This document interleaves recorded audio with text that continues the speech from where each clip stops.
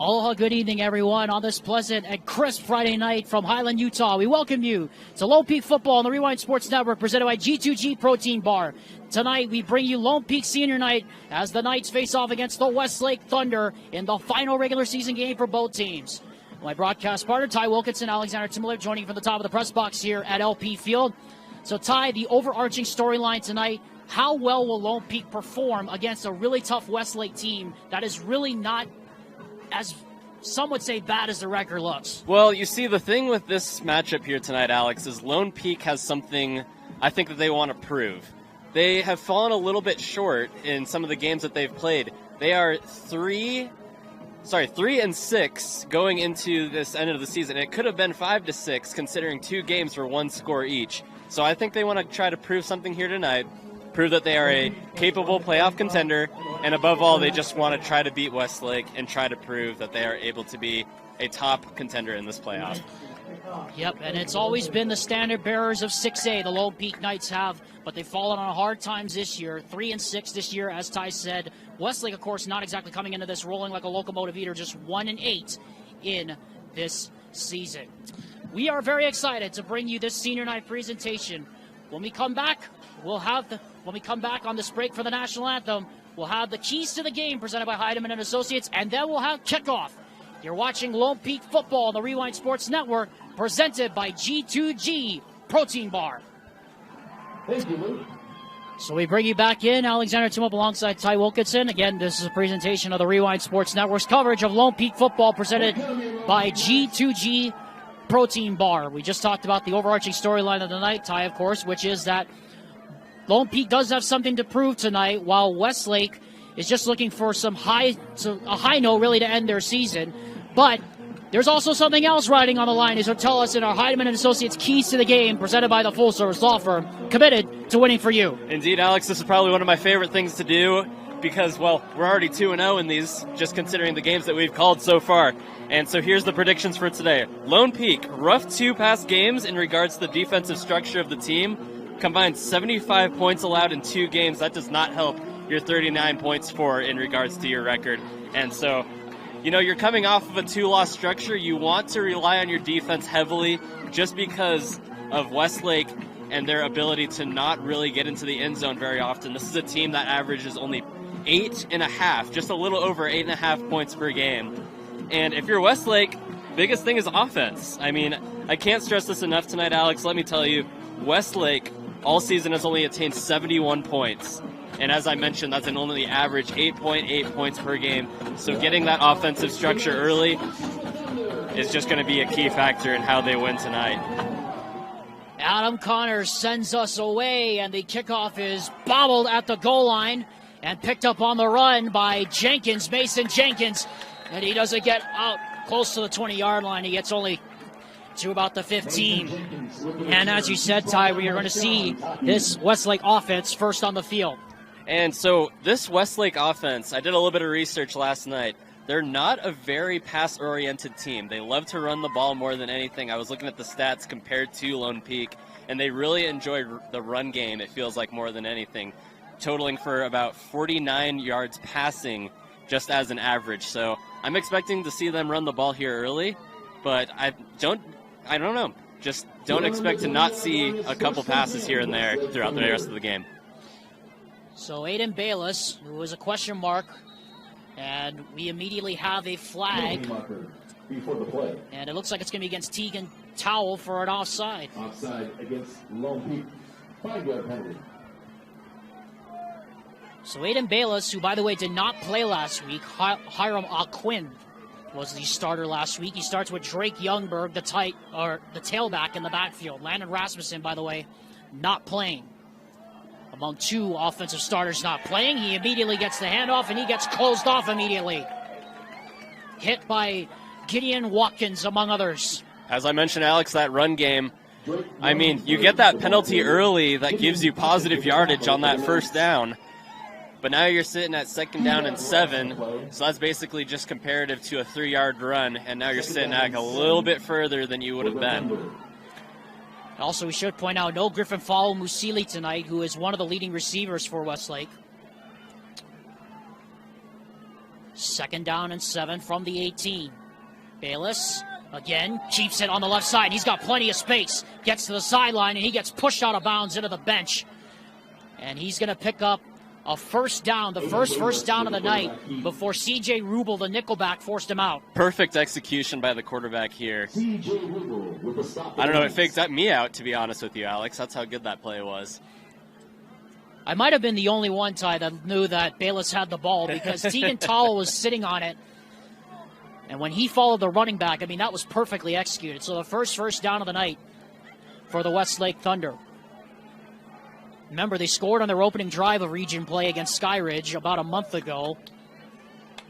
1st down now from the 25.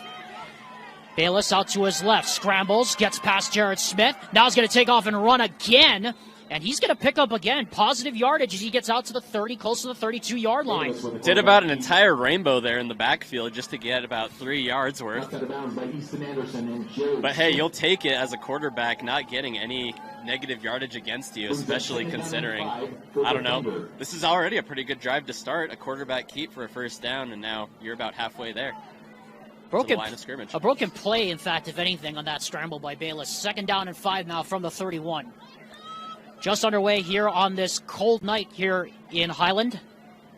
Bayless hands off, and the ball comes out, but Bayless is able to get back on top of it. Was a little indecisive there, and it'll be 3rd down on a loss of 5. And Alex, we got to mention to the fans at home, Westlake has the disadvantage going into the northeast because, well, the wind is coming out of it, to say the least. You're going against the current here.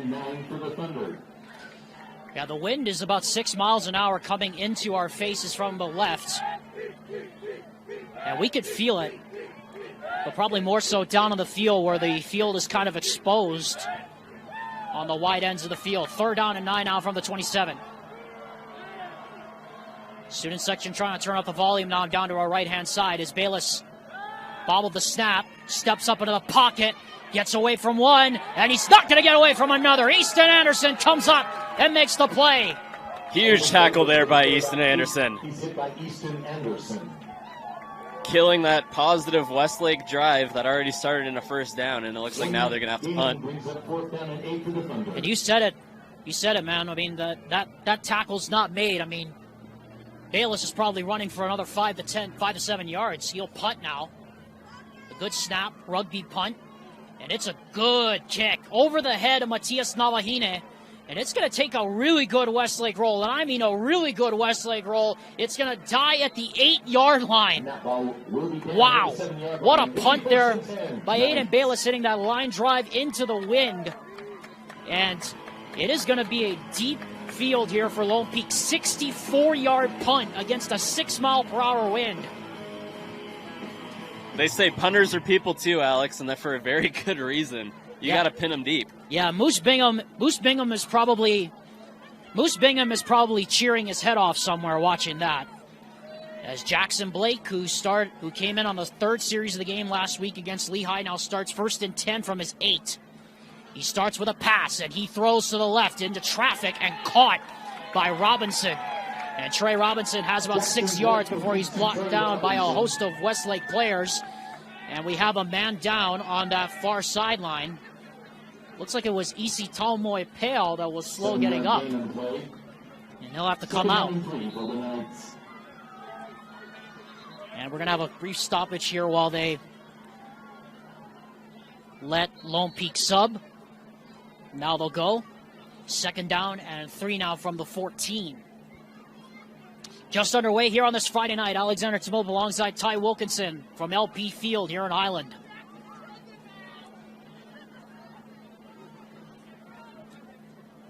Blake pitches. Haskett trying to get out of the backfield. Breaks a tackle. Still on his feet. He'll be close to the 1st down. And they are going to give him the 1st down. And Haskett broke a couple of tackles before he got the 1st down. He's brought down by Jackson Slade of the Thunder. And so now if you're Westlake, you want to try to stop this pretty positive yardage. Your punter did you a favor and putting him in deep, single digit yardage, and now you just got to rely heavily on your defense to not let him take it coast to coast. Here's Brooks Wild on the left side on the handoff. Picks up a bit of positive yardage before he's thrown back. Pick up about 4, but we have a flag down at the end of the play. Jackson Blake keeps the ball and gives to Brooks Wild. So we'll see what the penalty is here. And Jackson Slade on the stop for the Thunder. Isaac Jenkins made the stop, and it was a face mask against Westlake, so it'll be a first down. Against Westlake. So give 15 yards to the Knights. It'll be a first down. That's not going to do your offense a favor, especially going into the colder portion of the Knights here, Alex. 15-yard penalty. 8:08 on a rolling clock here, first quarter. Knights. First and 10 for LP from the 36. Wild motions out into the slot to the right. Blake takes the snap. Blitz coming, throws into traffic. It is caught. What a catch! A first down. Jay-Sean Mayberry, who has not had his name called a whole lot, with a first down inside the 40. 30-yard pass across midfield. I mean, are you kidding? What a beautiful throw. First and 10. I mean, Jackson Blake was injured for a few weeks. I mean, that hand of his, that wrist is looking just fine here on this first drive. On the first down carry, it's Wild. And Wild is brought down after a pickup of about 4 yards. Brought down by the nose guard on the play. That's Manasseh Teo. Manasseh Teo with the stop for the Thunder. Picked up 4 officially on the play. Second and 6 from the 33.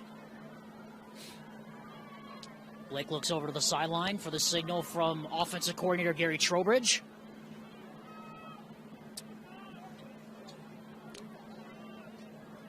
Blake locked down to 6. Blake motions a man out. Well, Wild to his left, and he gives to him off that right side. He breaks a tackle, cuts it back to the inside, and he will be short by about a couple of yards at the 30-yard line. So now if you're Westlake, this has to be a pretty big stop. You have him at third down, and you don't want him to get into your red zone at all costs and to get into scoring position, just due to the fact that this is a very dangerous scoring team, and your offense has not proved to be the best throughout the course of this season. This could be four down territory here for the Knights, depending on what they do with it. They are in Adam Connors' reasonable field goal range, and Connors will have the wind going to his back here in this quarter. Blake on third down, 4-man rush, extra man come. The throw is dropped and incomplete.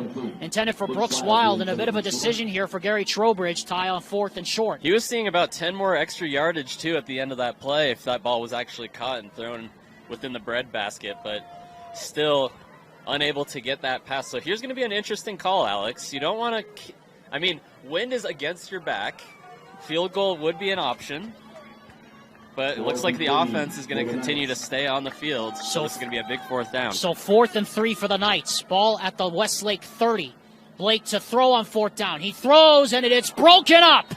Threw it a little bit behind, but it was tipped and incomplete. Logan Hoffines, the intended receiver. Jackson Slade, the nickelback, out there on the coverage. And a big 4th down stop there by the Westlake Thunder. Good for the Westlake Thunder to get that stop. I mean, Lone Peak went pretty much, I believe, 60 yards on that drive. And it was a very positive drive for as far as we know, a 30-yard pass included in there.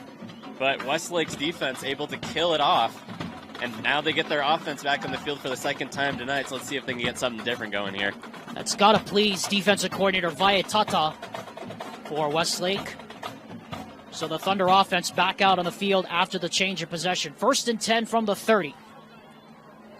Bayless to throw on 1st down. And throws, and it is incomplete. Nobody there in the area. It looks like there might have been a little bit of miscommunication on the play, because he threw that into a vacant lot, basically. Pressure was applied, Alex. I think he just fell into that, I just need to get out of this, maybe to get this ball out of my hand mindset of, oh, I'm about to get sacked. I think that was just a desperation move. Brings up 2nd down and 10. Westlake yet to cross midfield. Lone Peak has already crossed midfield on their first drive, but now here on 2nd down and 10 from the 30. Almost halfway home here in this first quarter. Blake clock down to 1, and they just get it away. It's a play-action pass. Bayless looking to throw, throws, he's got a man open in double coverage, and it's incomplete. Boy, Mason Jenkins rather, was out there, and he would have caught that ball if not for his trailing leg coming up and kicking that ball out of his grasp. Mason was in double coverage too. That was kind of a risk factor. He just overran it a little bit. I think he could have ended up catching that. So 3rd down and 10 following the sudden change for this Westlake offense. Not able to do anything with it so far as this crowd here at LP Field tries to turn the volume knob up.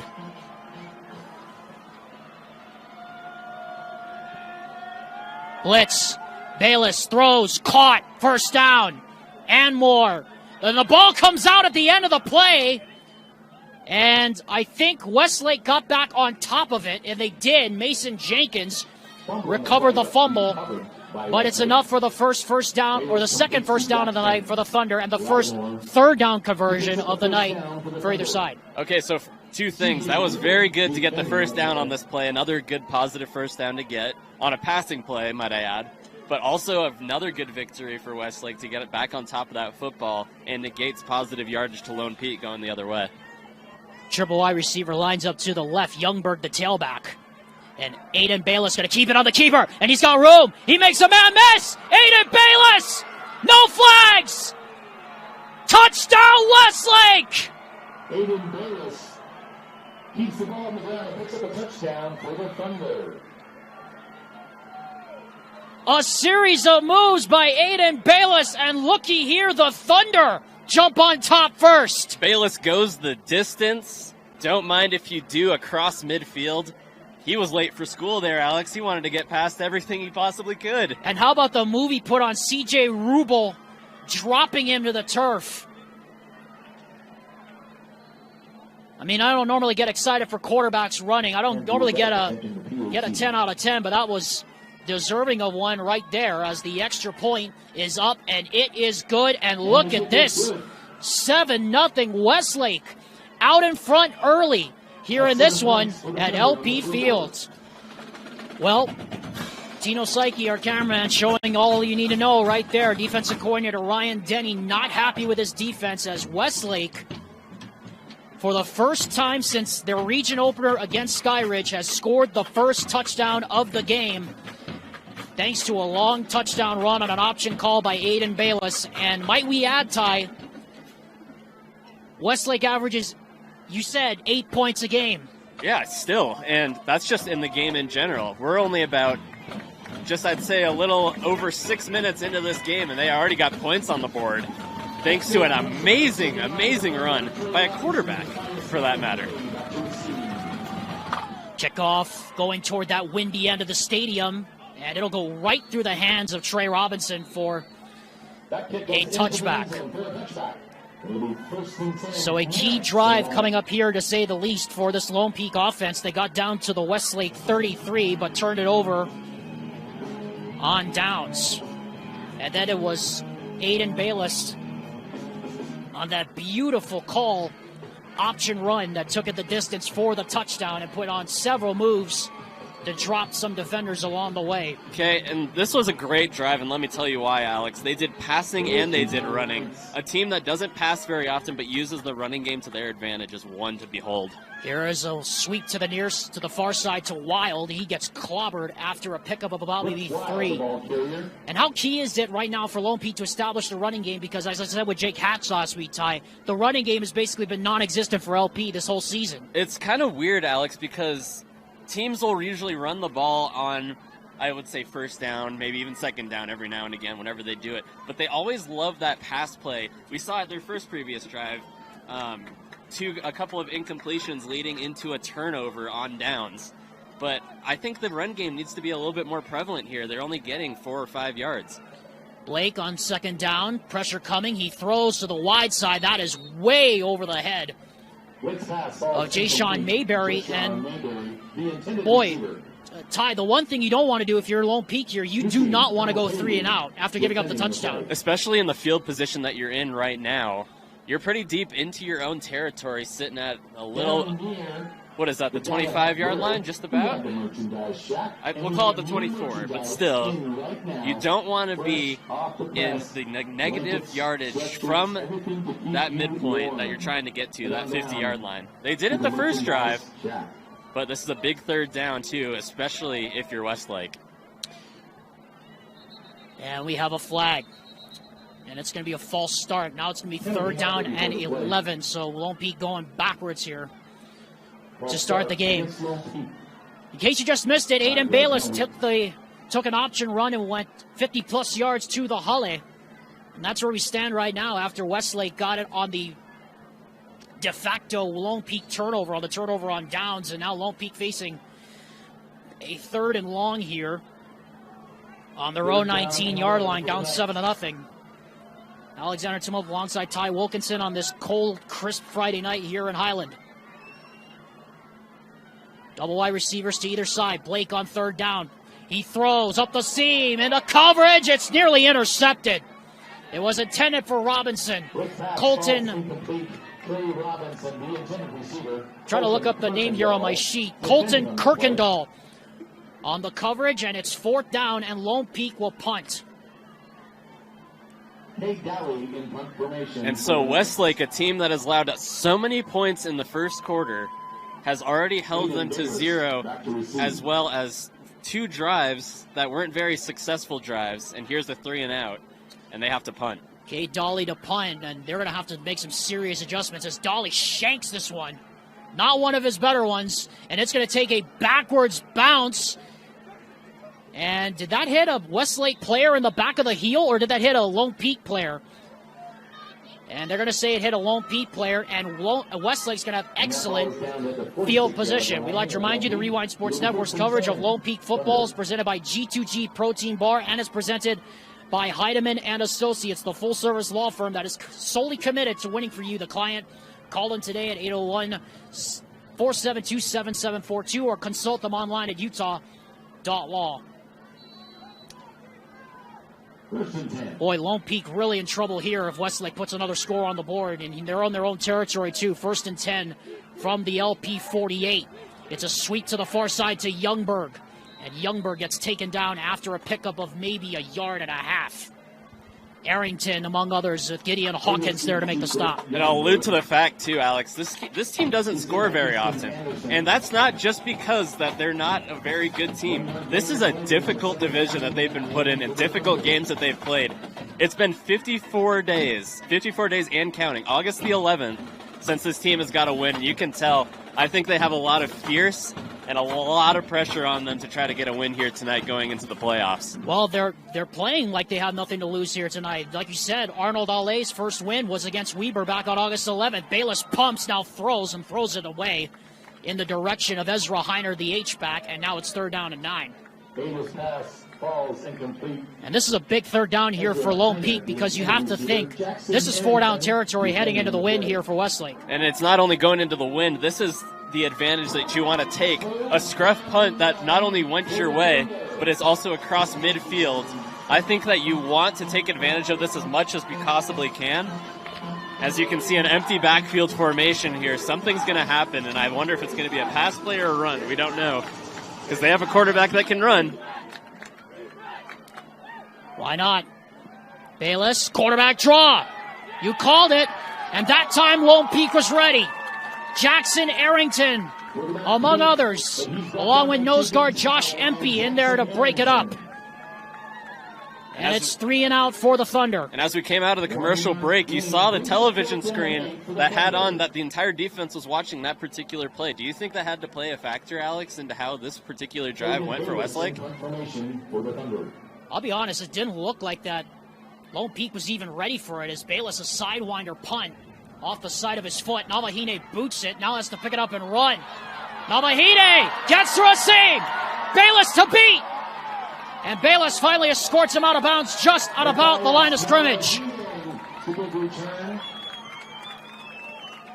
A little bit of a risky play there by the man, Matias Navahine, but he's able to get Lone Peak some field position back to the 45, a net of 0 on that 37-yard punt. That was bobbled originally. Did you see that, Alex? That was bobbled. Sure did. And I didn't think that he had an opportunity at the 20-yard line to get a little bit more of extra positive yardage. But got across, and now you're in pretty good field position if you're Lone Peak. Let's see if Westlake can hold him. LP needs to answer, and they need so desperately. Blake throws to the right side. Caught. And then some. Mayberry gets a block. Mayberry out of bounds inside the 5. Just with the doctor order for Lone Peak. 50 yards on that completion from Blake to Mayberry. One play is all you need, Alex, to get back into a game. We already saw a 50-yard run touchdown tonight. This one is already taken to just about closer to the goal line. We're about 2 yards shy. And if you're Lone Peak, this has to be probably one of the most important drives just because you're playing down to a team that doesn't score very often. That punt return by Matias Navahine really looks like it shifted things in favor of the Knights. First and goal at the 2. Mark it officially to 2.5. And we have a flag. And it's going to be a false start against LP. That's their 3rd penalty already of the game. And they have been costly. Couple of an offside that gave Westlake a 1st and 5, and then a false start that forced a 3 and out, and then another false start that backs them up, Ty, from the 2 to the 7-yard line. Okay, but your yardage to the end zone is still within single digits. Penalties obviously kill you, but at the same time, Alex, you don't want just 3 points. You want to add that extra 4 that you could possibly get. Once again, against a team that doesn't score very often, all you want to do right now is try to tie it and see if your defense can hold the next drive. Blake clock down to 3. They broke the huddle late, and they just got it away. Blake looking, throws, end zone, caught! Touchdown! Trey Robinson! Touchdown, Knights. And the Lone Peak Knights on their 3rd drive of the game are finally into the end zone with 2 minutes and 22 seconds left to go. Trey Robinson catches his 2nd touchdown in as many weeks.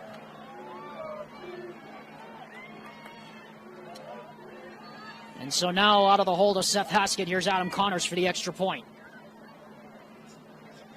Good snap, good hold, the kick is up, and it is good. And we have 7s on the board with 2 minutes and 22 seconds left here in the 1st quarter. Lone Peak and Westlake deadlocked on the Highland Plains.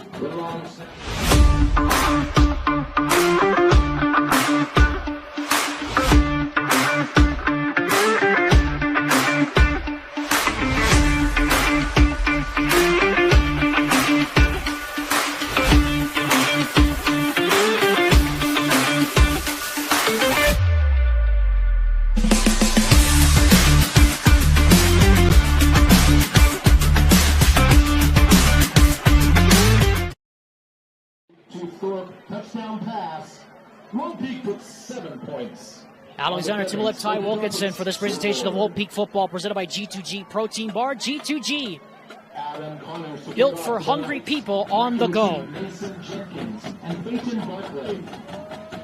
Mason Jenkins, Peyton Barkley to take back the kickoff from Adam Connors with the wind at his back. And the kickoff is a line drive that is slid and held by Jenkins. He breaks through a seam. He gets over the 30, and he gets tripped up close to the 35-yard line. So good field position here for Westlake coming off that kickoff return. A couple of bobbles on the kickoff, too, that actually went the receiver's way a little bit. Once again, he only had about 3 more defenders to break, and he saw open green grass.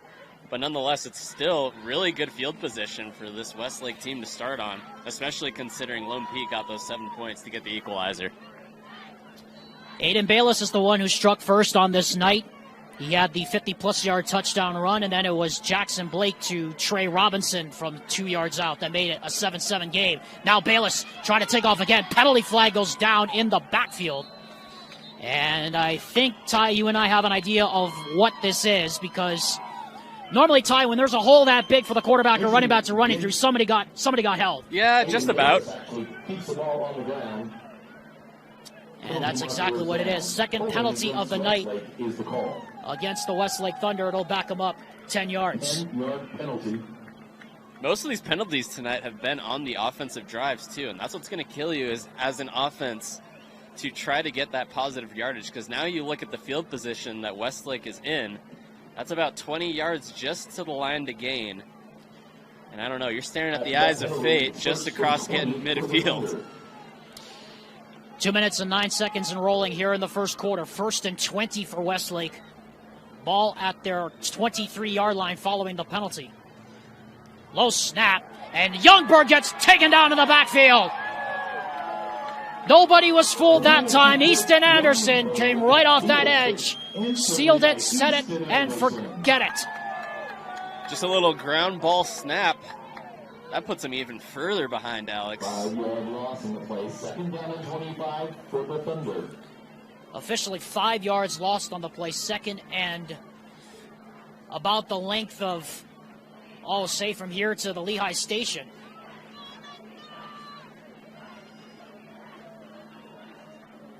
Play clock down to 8.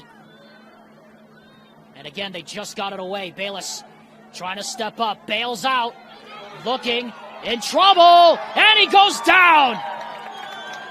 The black shirts were all over him that time. Josh Empey and Gideon Hawkins, among others. Aiden Bayless is sacked by Gideon Hawkins, Joshua Empey, and Miller. As we're under 1 minute here in the first quarter. And Alex, there are 3s on the board. 3rd down and 33. 33 yards to go. And there's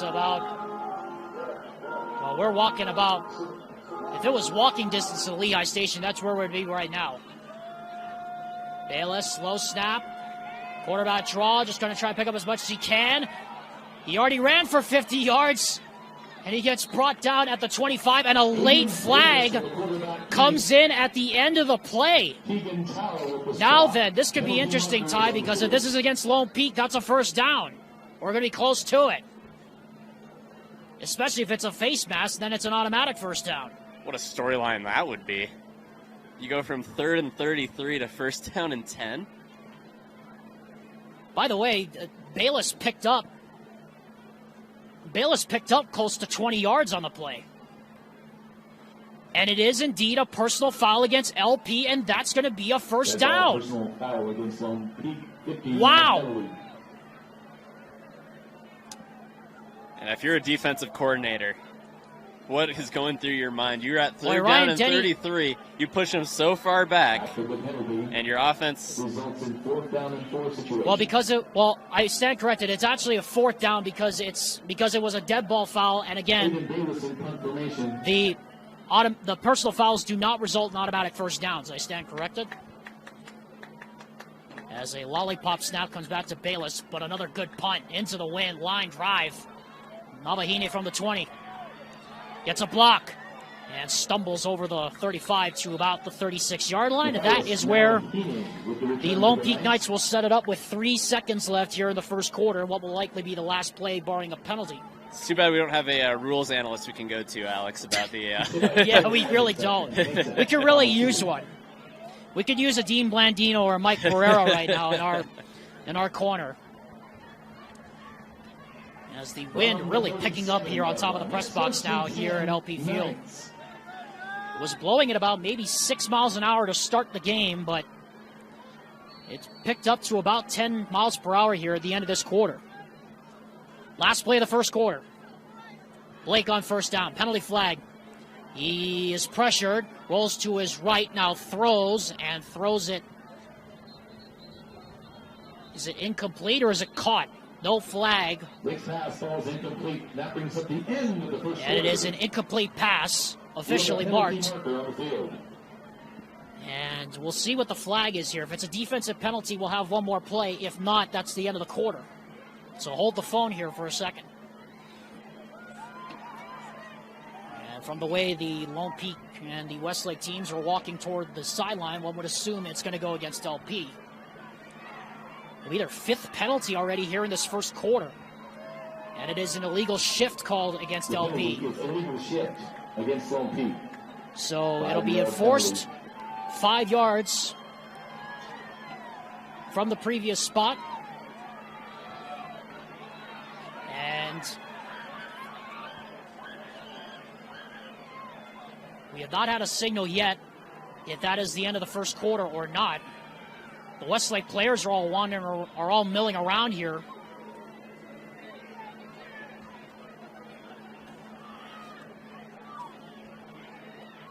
That's the end of the first quarter. Well, they are going to say it. It is the end of the. It is the end of the first quarter. So we will step aside after this word from Mountain Land Truck Outfitters. We'll be back for the second quarter with 7s on the board here at Highland. Well, back in quickly. Apparently there is going to be an untimed down here, so we're not into the second quarter just quite yet. It's a handoff to Brooks Wild, and he breaks free, and he gets brought down. Great play by Jackson Slade, and now it is the end of the first quarter. Picks up a couple of yards, brought down by Jackson Slade. So because we had the quarter break already with Mountain Land Truck Outfitters, we'll just keep it here and continue on. Alexander Timop alongside Ty Wilkinson here at LP Field. We'd like to remind you, Old Peak Football is presented by Heidemann & Associates, the full-service law firm solely committed to winning for you, the client. And it's also presented by Igloo Outfitters, the coziest wearable sleeping bag that allows you to watch the game in comfort and never miss the moments you were meant to see. Enter the code REWIND for 20% off now.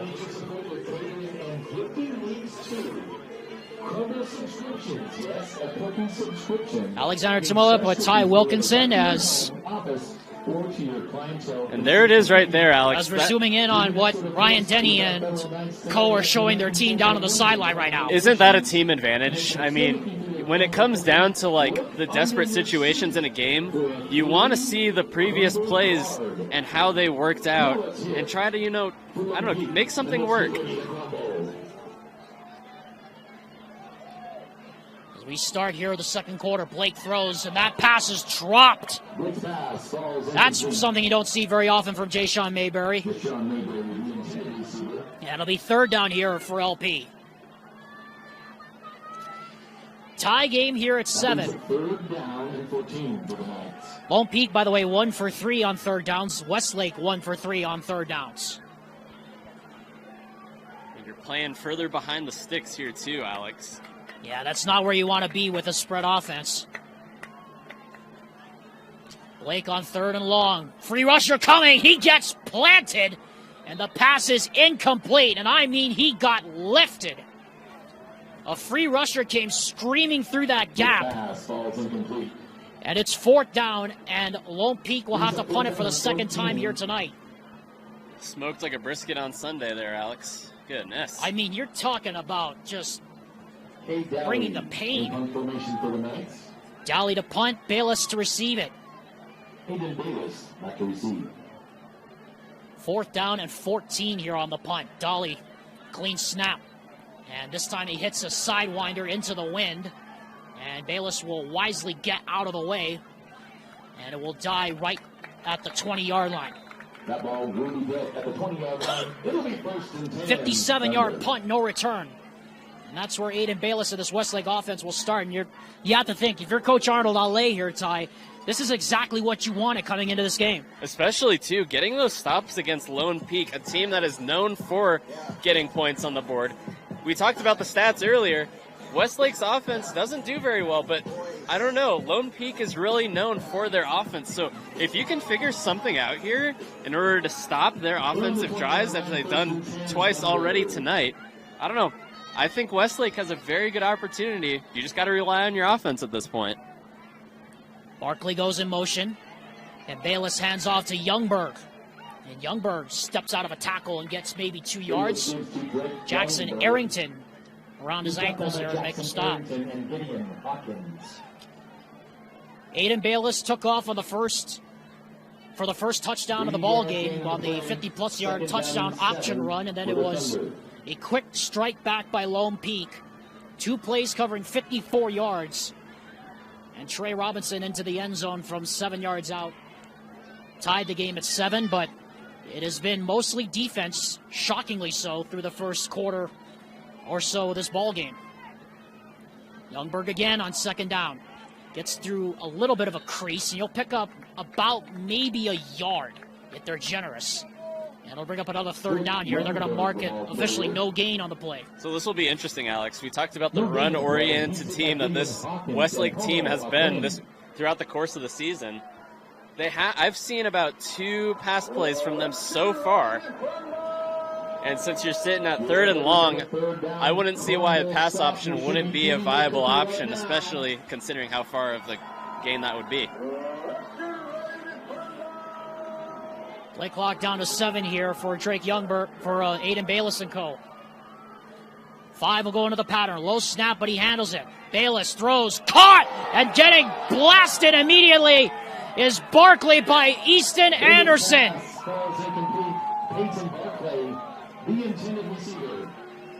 There have been some big hits in this ball game already, and Easton Anderson with the biggest crack so far. You get hit for hit, punch for punch. You mess with our quarterback, we'll mess with you. And those will hurt, Alex. It's cold. Yeah, those hits hurt a little bit more on a cold night like this. Aiden Bayless in punt formation. Bayless, another lollipop snap. Again, he handles it clean and hits another good sidewinder.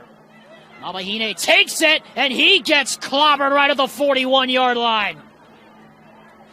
Talked about hit for hit, punch for punch. Mason Jenkins, among others, gets down there and puts the smack on him. And so this Lone Peak offense under Gary Trowbridge will come back out. And Ty, if they ever needed a drive, they need it right now, because they're not going to survive a defensive game like this, especially after their defense was on the field most of the second half last week against Lehigh. Another good field position again for Lone Peak. They've been given these gifts just on the punts alone via the punts of Westlake, but have not been able to capitalize thus far. Free rusher again on Blake. He gets hit as he throws again, and it's incomplete. Talmoy Pale this time came right through the gap. And again, another free rusher there for that Lone Peak offensive line, and they're just not communicating right now. If that was thrown about a millisecond too early, that could have been a penalty for roughing the passer, it looked like. So I think Westlake kind of avoided just a little bit of a penalty that could have easily turned this drive into a lot further across midfield. Again on second down, keeper by Blake. And he gets suplexed, and I mean he got taken down hard. A little quarterback on quarterback violence as Bayless picked him up and took him down like a rag doll. Are we in Suplex City? What's going on here? These hits have just been incredible. I mean, we said one of two things would happen. It'd be either a physical, grinded-out battle, or it would be an offensive shootout that Lone Peak would win easily, but so far that's not been the case. Blake on third down and long. He drops the throw. Throws. Caught. First down. Robinson. Penalty flag goes down in the area where Blake threw the ball. And that's going to be an extra 15 yards that he's going to pick up for a first down. He's brought down by Colton Kirkendall with the takedown of Robinson. Add on 15 more yards, half the distance, so that's going to be a first down. And a key completion there for Jackson Blake, again under serious duress. The penalty was roughing the passer. I mean, this has just been a physical first quarter and a half here in Highland. That was a 41-yard play if you include the penalty yardage added to it. So 1st and 10 from the Westlake 19.5-yard line. And now you're sitting in the red zone, Alex. I think you have to think points are going to be a viable option. They're already 1 for 1 tonight. Westlake loading up the box, showing pressure. And here they come. Blake, fade route, end zone, incomplete. And again, more pressure being put on. And boy, you got to admire Westlake defensive coordinator Viatata here early on, not being afraid to bring the house. To say the least, Alex. I mean, this has been a physical match, especially considering that, I don't know, it's cold. I would hate getting hit in this type of temperature, especially if you're in like pads and playing football in this weather. Those are going to sting a little bit more than just regular room temperature. Again, Westlake loading up the box here on second down. Blake to throw. Again, he gets planted, but fires. It's caught. Touchdown, Robinson. Touchdown, Knights. Jackson Blake to Trey Robinson. That is a State Farm. Michael Bowen, touchdown. A 19-yard touchdown strike, the second completion from Blake to Robinson tonight. And again, Jackson Blake took another tremendous shot off the edge as he released that football.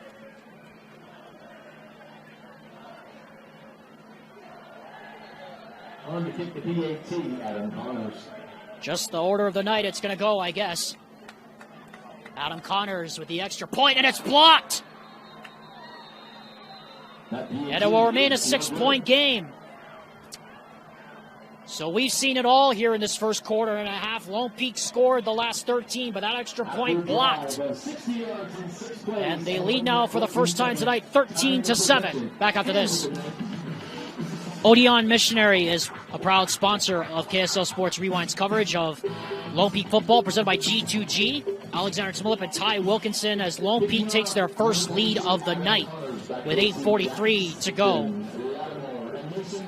Jackson Lattimore and Mason Jenkins now the two back to receive. As a short kickoff is going to take a hop. Jenkins trying to play it on the hop. Lost it again. And now a scramble for the football. And I think Jenkins got back on top of it. Or did they? No, it's Lone Peak ball. And that is an Arrow Custom Homes turnover. It didn't look like that Lone Peak cleanly recovered the football, Ty. I'm shocked they gave it to the Knights there. It's a little bit of a late reaction, too. You would have thought there was 4 Lone Peak special teams players within the vicinity that would have thought, oh, we have the ball. They just had to wait for the call from the referees and then the crowd with the reaction afterwards. Have to say, with the benefit of if we had the benefit of instant replay, I think that ball would have stayed with Westlake, Ty, because that did not look like Lone Peak came up with the football until after the fact. Some may think I'm a homer for that, cheering for Westlake. I assure you I am not. 1st and 10, Thunder. 1st and 10 from the 14 following the sudden change. Blake, 3-man rush this time. Throws in the flat, caught, and stepping out of bounds is Mayberry. He picked up about maybe 5 yards on the play. Blake completes to just Sean Mayberry. I'm noticing a common trend here, Alex, is that the corner routes seem to be running the same options. We saw the Robinson touchdown previously. They went back to the same play. What didn't work for them once eventually worked for them twice. And it's kind of interesting to watch these play formations and what the offensive coordinator for Lone Peak has in mind. 2nd down and 5 now from inside the 10-yard line. They mark it officially at the 7. Hand off to Wild, and he gets stoned. Nobody was fooled there. Talmoy Peo and Saleh Fano there in the backfield. Fano, by the way, who blocked the extra point earlier. And now a big 3rd down coming up here for the Westlake defense to try to hold LP out of the end zone, at the very least. And if you want to do that. You want to make the best out of the worst situation possible off of the kickoff, considering you touched it and Lone Peak ended up getting the ball already within your red zone. And we're going to have a timeout called by head coach Bart Brockbank as he waddles down that sideline. And we'll keep it here.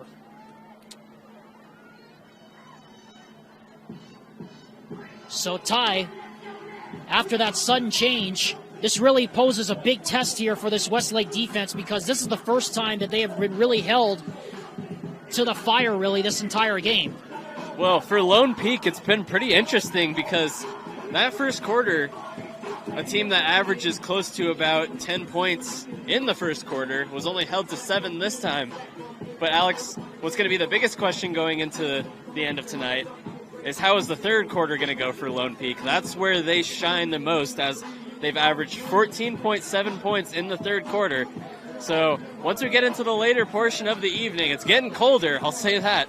It is getting to October football, but I don't know what to expect. I think that Westlake definitely needs to hold them on this drive to at least 3 in order to stay within, the distance of the game. And remember, as we're talking about that third quarter for Lone Peak, it's the second quarters that have done Westlake in, especially during region play. Third down, Blake, free rusher. He throws to the end zone, and it's incomplete. Intended for Seth Haskett. Again, pressure coming off the edge, and it's fourth down.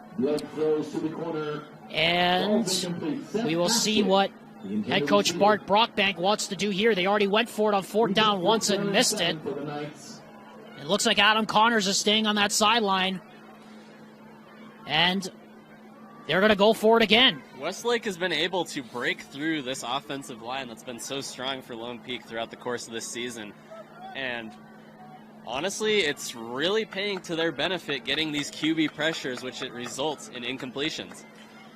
Play clock down to 4. Again, Lone Peak broke the huddle late. And they just get it away. Blake, free rusher coming to the end zone. Caught! Touchdown! J. Sean Mayberry! Touchdown, Lone Peak Knights. Blake goes to just Sean Mayberry. That's a State Farm. Mike LeBaron, touchdown. So off the sudden change, Lone Peak gets into the end zone. And they now have put up 19 straight points. And Adam Connors holding Seth Haskett. Long snapper. And it appears that Lone Peak is going to try to go for 2 to try to make this once again a 14-point game. As remember, Salefano blocked the extra point by Adam Connors last time, so this is a bit of a risk here being taken by Bart Brockbank. And again, Lone Peak not set offensively. This is 2 risks you're taking. They took the fourth down risk originally. Now you're taking the 2-point conversion risk. 1 for 2 on fourth downs now in the game as Blake throws to the end zone and broken up. And so it will once again remain a 12-point game as Aiden Bayless was right on top of that route by Trey Robinson, who's already caught a touchdown pass here tonight. Lone Peak has put up 19 in a row here on the Highland Plains. They lead by 12 with under 8 to go here in the half. Lattimore Jenkins back to receive the kickoff. Alexander Timop alongside Ty Wilkinson. 19-7 Lone Peak. As another short kickoff. This time it'll be fielded cleanly. And getting immediately on top of it was one of the Upmen. And this time Westlake will have excellent field position at the 35 as the Lone Peak band warms up behind us, getting ready for their halftime show. Westlake, off of the kickoff, seems to want to go for it more than anything, or just try to get their hands on the ball as soon as it's kicked. But it's not really paying to their benefit because every time that they've touched the ball coming out of the kickoff, it's either stayed negative yardage from what it was already, or in the possession of the other hands of Lone Peak. 1st and 10 from the 35. Aiden Bayless back to work. And to throw on first down. He gets good protection.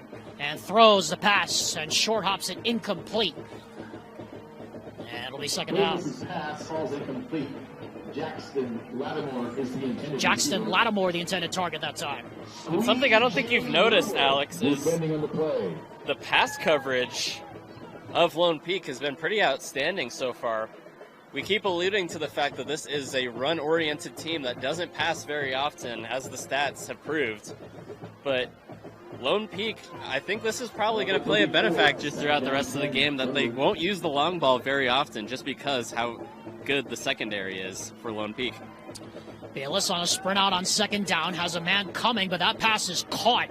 And diving under and getting the first down is Ezra Heiner, the H-back. And that'll move the sticks for Westlake. That's their first down since their third drive of the game. He picks up the first down for the Thunder. Jackson Arrington and Jaden Mayberry, among others, on the stop. And Alex, they just found a play that worked for him there. Again, 3 defenders within the vicinity, and you take the risk to throw that one guy in the teal blue.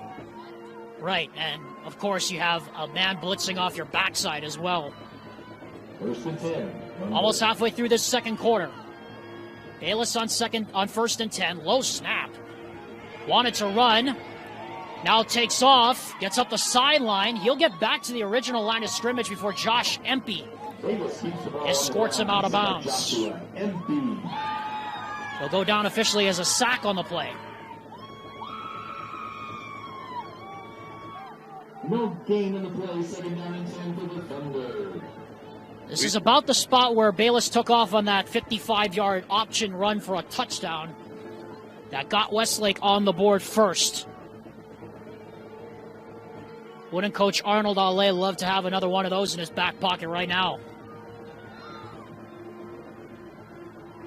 Bayless, again to his left, gets better protection this time, and now just throws it away at the feet of his intended receiver. And it looked like they were trying to set up a little tunnel screen there, but nothing worked, and now it's 3rd down here from the 45. It's a big 3rd down, too, if you're Lone Peak, because, well, Alex, I don't know if you've noticed, these low snaps given to Westlake have been very negative to them just because, well, I don't know, maybe the quarterback just needs to get a little bit more set. It's not really paying off for them, and I think that's giving Lone Peak the advantage here as they sit 3rd down and 10. They break the huddle at 10. Play clock down to 5. Now to 3, now to 2. Bayless hasn't seen the play clock yet, and now we're going to have a delay of game.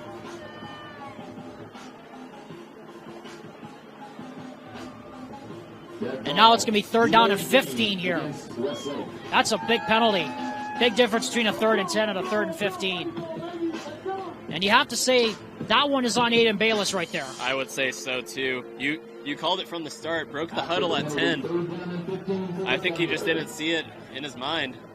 And now you got to get 5 more extra yards than you would have just if you paid attention to the play clock. 7 minutes even left here in the 2nd quarter. Bayless, quarterback draw, trying to get away, and he's going to get maybe 3 yards, if anything. And it's going to be 4th down, and Westlake, after getting good field position on a 1st down, is going to have to kick it away. Gideon Hawkins, among others, made the stop. 3-yard gain, brings up 4th down and 12 for the Thunder. Okay, so now here's the question for you, Alex. You want to pin them deep. You got the wind to your back. You punt the football toward the corner. That's where you go. Well, yes, but... That's where Bayless is going to go, just up the middle of the field. Nalahine, the sure-handed returner, gets it. And he gets the corner. Finally brought down in midfield. Bayless again. The punter brought him down. 2nd big return for Matthias Nalahine tonight. 44-yard punt, 31-yard return. A net 13 on that one. Already across midfield, Alex. And the question that I was going to ask you is, how long can you rely on this defense to keep you in the game if you're Westlake? Because, well, considering this offense has already 19 points in a row and it's already in your territory across midfield, how much can you rely on your defense to just keep going? And that has been the question for this Westlake defense really all season long, really since the beginning of the season, really. I mean, how long can they hold up against the likes of Lone Peak and Lehigh and American Fork and Skyridge? It's not been a new issue. As Robinson looked to throw, still looking to throw, now is just going to lob it up there. They had Logan Hoffines open, but he threw it a little too far out of his reach. And that's one, if you're Gary Trowbridge, that'll pull your hair out because that's one that was set up to perfection, just not executed well. That was a double pitch, Alex, followed by a throw down the field. I think I don't know, I think that was on the receiver to not get that. He just ran his route a little bit too far. But once again, you can never really tell whose mistake it is, whether it be the thrower or the receiver. Blake from the shotgun, triple wide receiver to his right.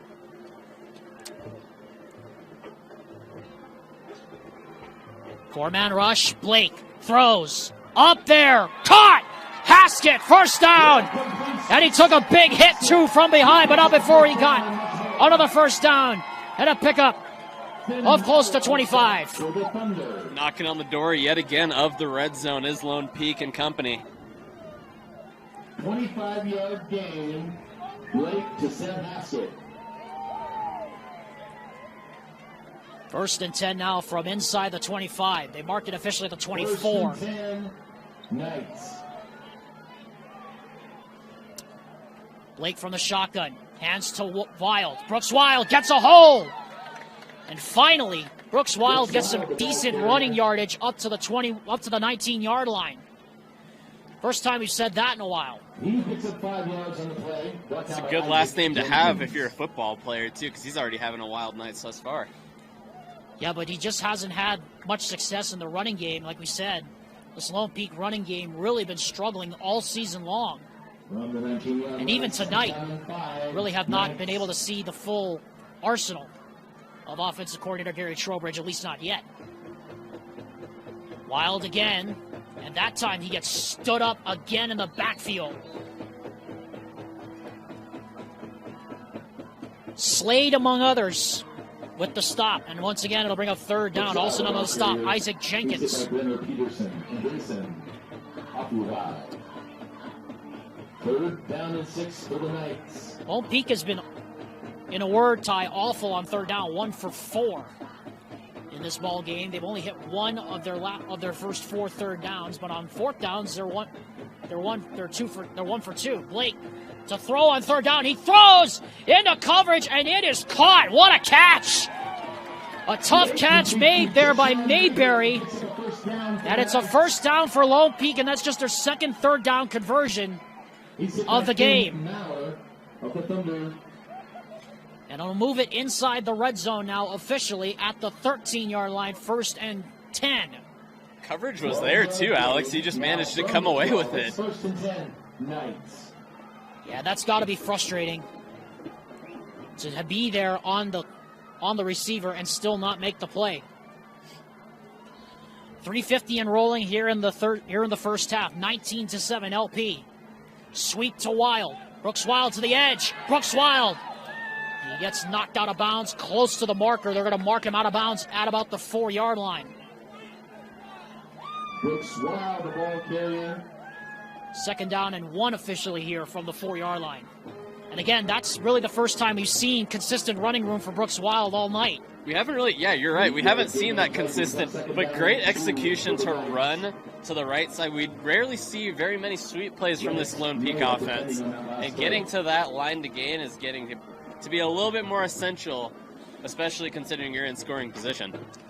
Right, especially because Westlake has shown the ability to strike quickly here in this ball game. Wild gets the handoff, and I think he's going to lose a couple of inches here. Brooks Wild once again. Again, Jenkins on the stop. And it's going to be 3rd and about, it was 2nd and a yard, now it's going to be 3rd and a yard and a half. Okay, so here's where the advantage, I think, comes to Lone Peak. You got 29 seconds on the play clock. You're very close to your end zone. I'm assuming you can take just maybe a corner shot.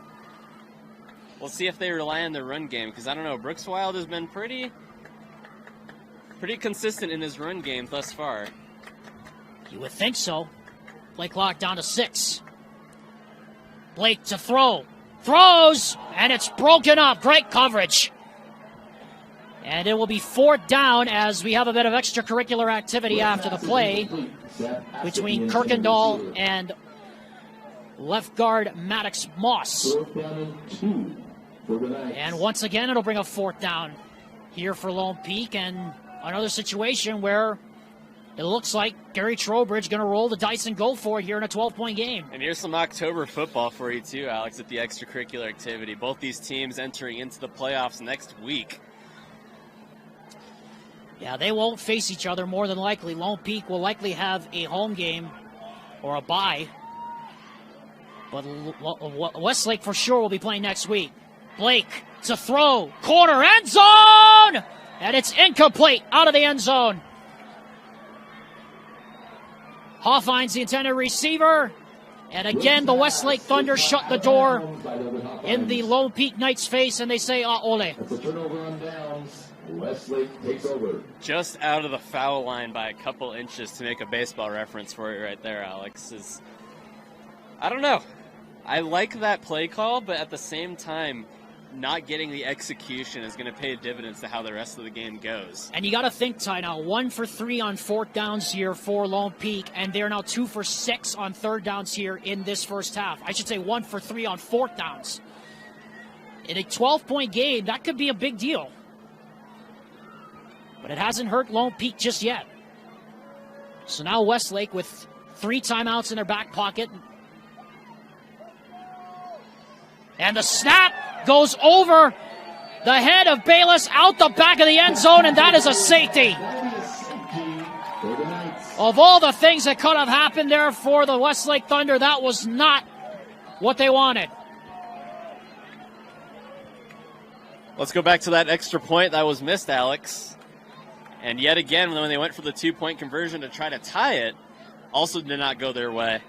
Instead, Westlake gifts them the favor of getting that safety into the back of the end zone, and now it's a 14-point game. We'd like to remind you that the Rewind Sports Network's coverage of Lone Peak football is presented by Advanced Windows, who is having their fall window sale right now. You can get $2,000 off 10 windows or more with 60% interest financing available, or 0% interest financing for 60 months for a limited time only. Call them today at 801-850-9100 for your chance to get in on the Advanced Window sale.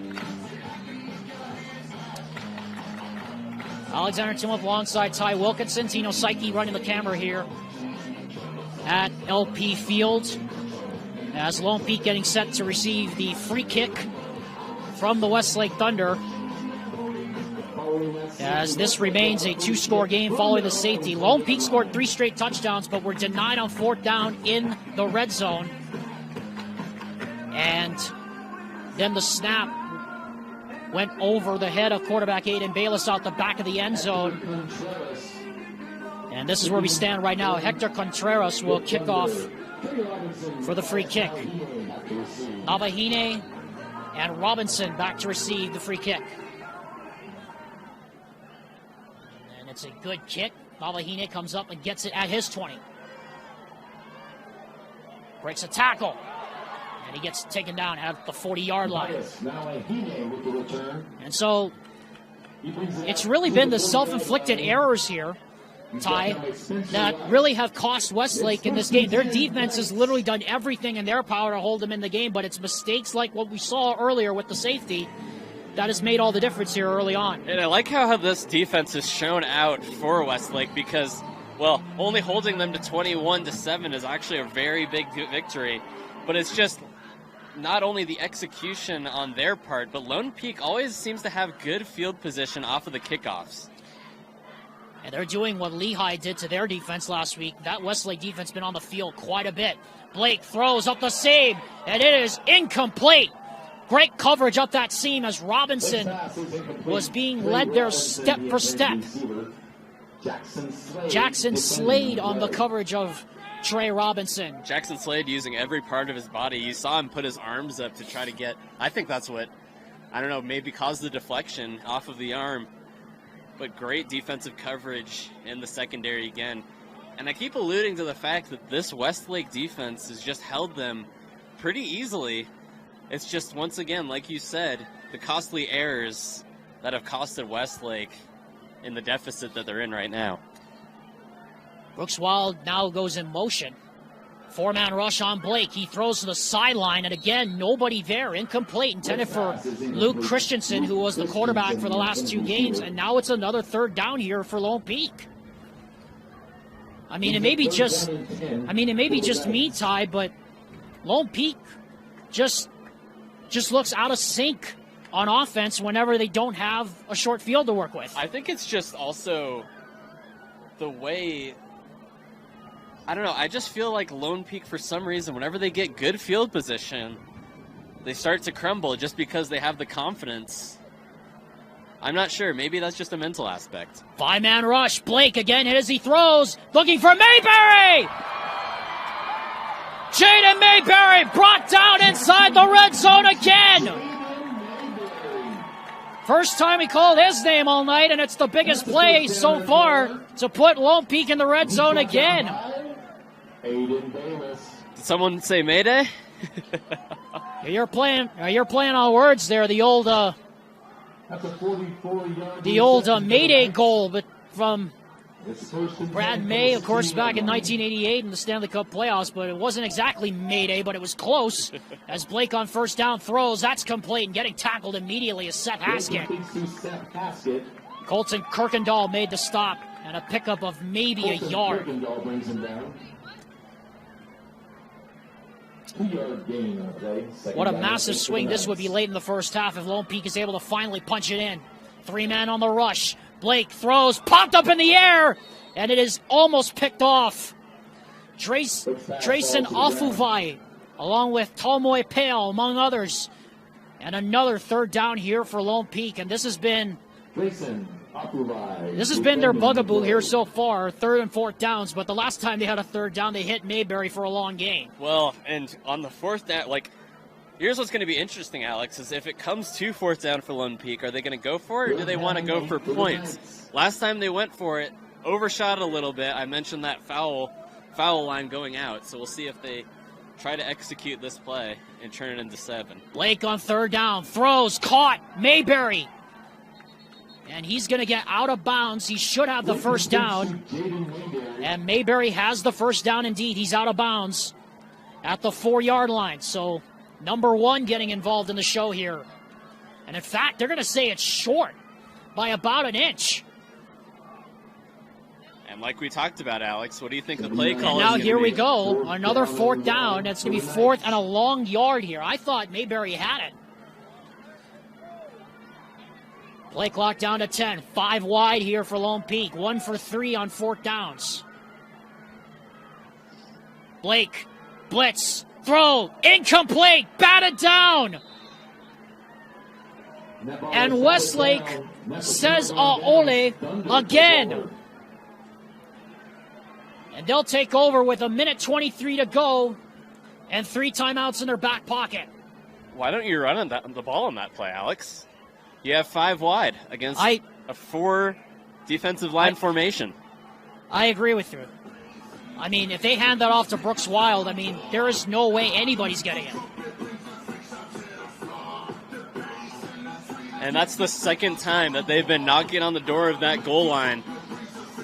That could have ended in at least 14 points. But yet they still sit at the same position that they were at. And so now if you're Westlake, the last thing you want is to have what happened previously, a safety out of the back of the end zone. Bayless to throw, high over the middle, incomplete.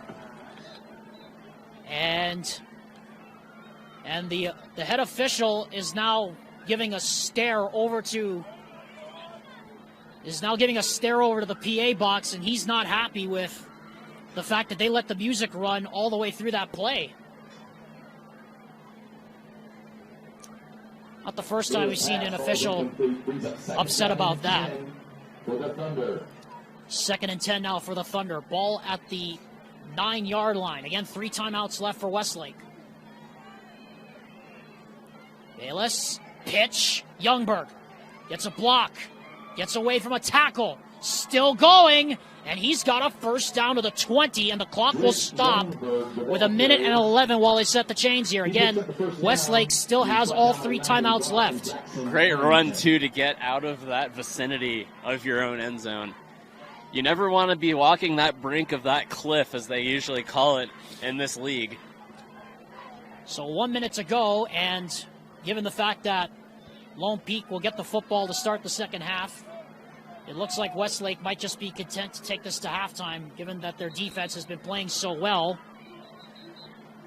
And now we have a stoppage of play here with 6 seconds on the play clock, and Jackson Arrington's going to get booted because his equipment's not on right. So Pono Aquin will come in and take his place. Clock shows 44 seconds here at LP Field. Bayless gets away. Now throws. And if he had completed that pass to Jenkins somehow, I mean, that would have been an extraordinary play. Mason Jenkins, the intended receiver. Josh Empey had him dead to rights in his crosshairs, but Aiden Bayless, man, I mean, that is one tough cookie. Not to play on words because Crumble Cookies is the sponsor of the Game Time, but, I mean, both quarterbacks have taken some hits tonight, but Bayless, for his credit, has not given up. Had the Patrick Mahomes sidearm there, too. That could have been a highlight reel play, too. If that pass was completed to Jenkins, that probably would have gone for extra yardage and then some. Second down, handoff to Youngberg, and I think the Thunder will just be content to concede and take it to halftime, but head coach Brock Banks says not so fast. Drew Gunnarsson and Anton Grimmer make the stop. 32 seconds officially showing on the clock here at LP Field. Well, Ty, this is an interesting play call here because now you have Lone Peak with one timeout left, but if you run the football, you make them use the timeout, and it really does come down to, at this point, darned if you do, darned if you don't. What do you think the play call is here from head coach Arnold L.A.? See, I want to see Westlake try to take it at least a little bit further to midfield. I don't know, try to get some positive points on your board because, as we mentioned before, Lone Peak is a third quarter team, as stats have proven throughout the year. I mentioned 14.7 in regards to third quarters of play against their opposing teams. So the fact that they're not trying to stay a little bit content and trying to get as many points on the board as possible, down 14 here into the closing seconds of the second quarter, is kind of interesting to me here, Alex. Bayless to throw on third down. Looking, kind of double clutch that. And we have a flag down as well with 27 seconds left here in the first half, as it looked like one of the linemen was downfield before the pass was thrown. And now an interesting call here, because if you take the penalty, then ineligible receiver downfield. So an ineligible man downfield against Westlake. And so it'll be fourth down, and with 27 seconds left, the Knights are going to punt it away. The penalty is declined by Lone Peak. So at the very least, Westlake gets it out of the shadow of their own goal. 27 seconds left here in the first half. Matias Navahine, who has been the recipient of some big punt returns here in this first half, as Bayless hits a line drive going to the right. Off the side of his foot and out of bounds, but we have a flag down close to midfield. Penalty marker on that play. It looked like there was some extracurricular activity out there.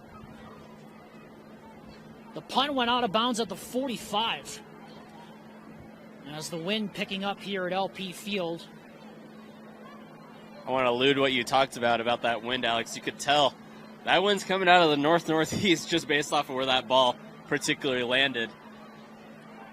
And we have an illegal block in the back against LP, so that against Lone Peak.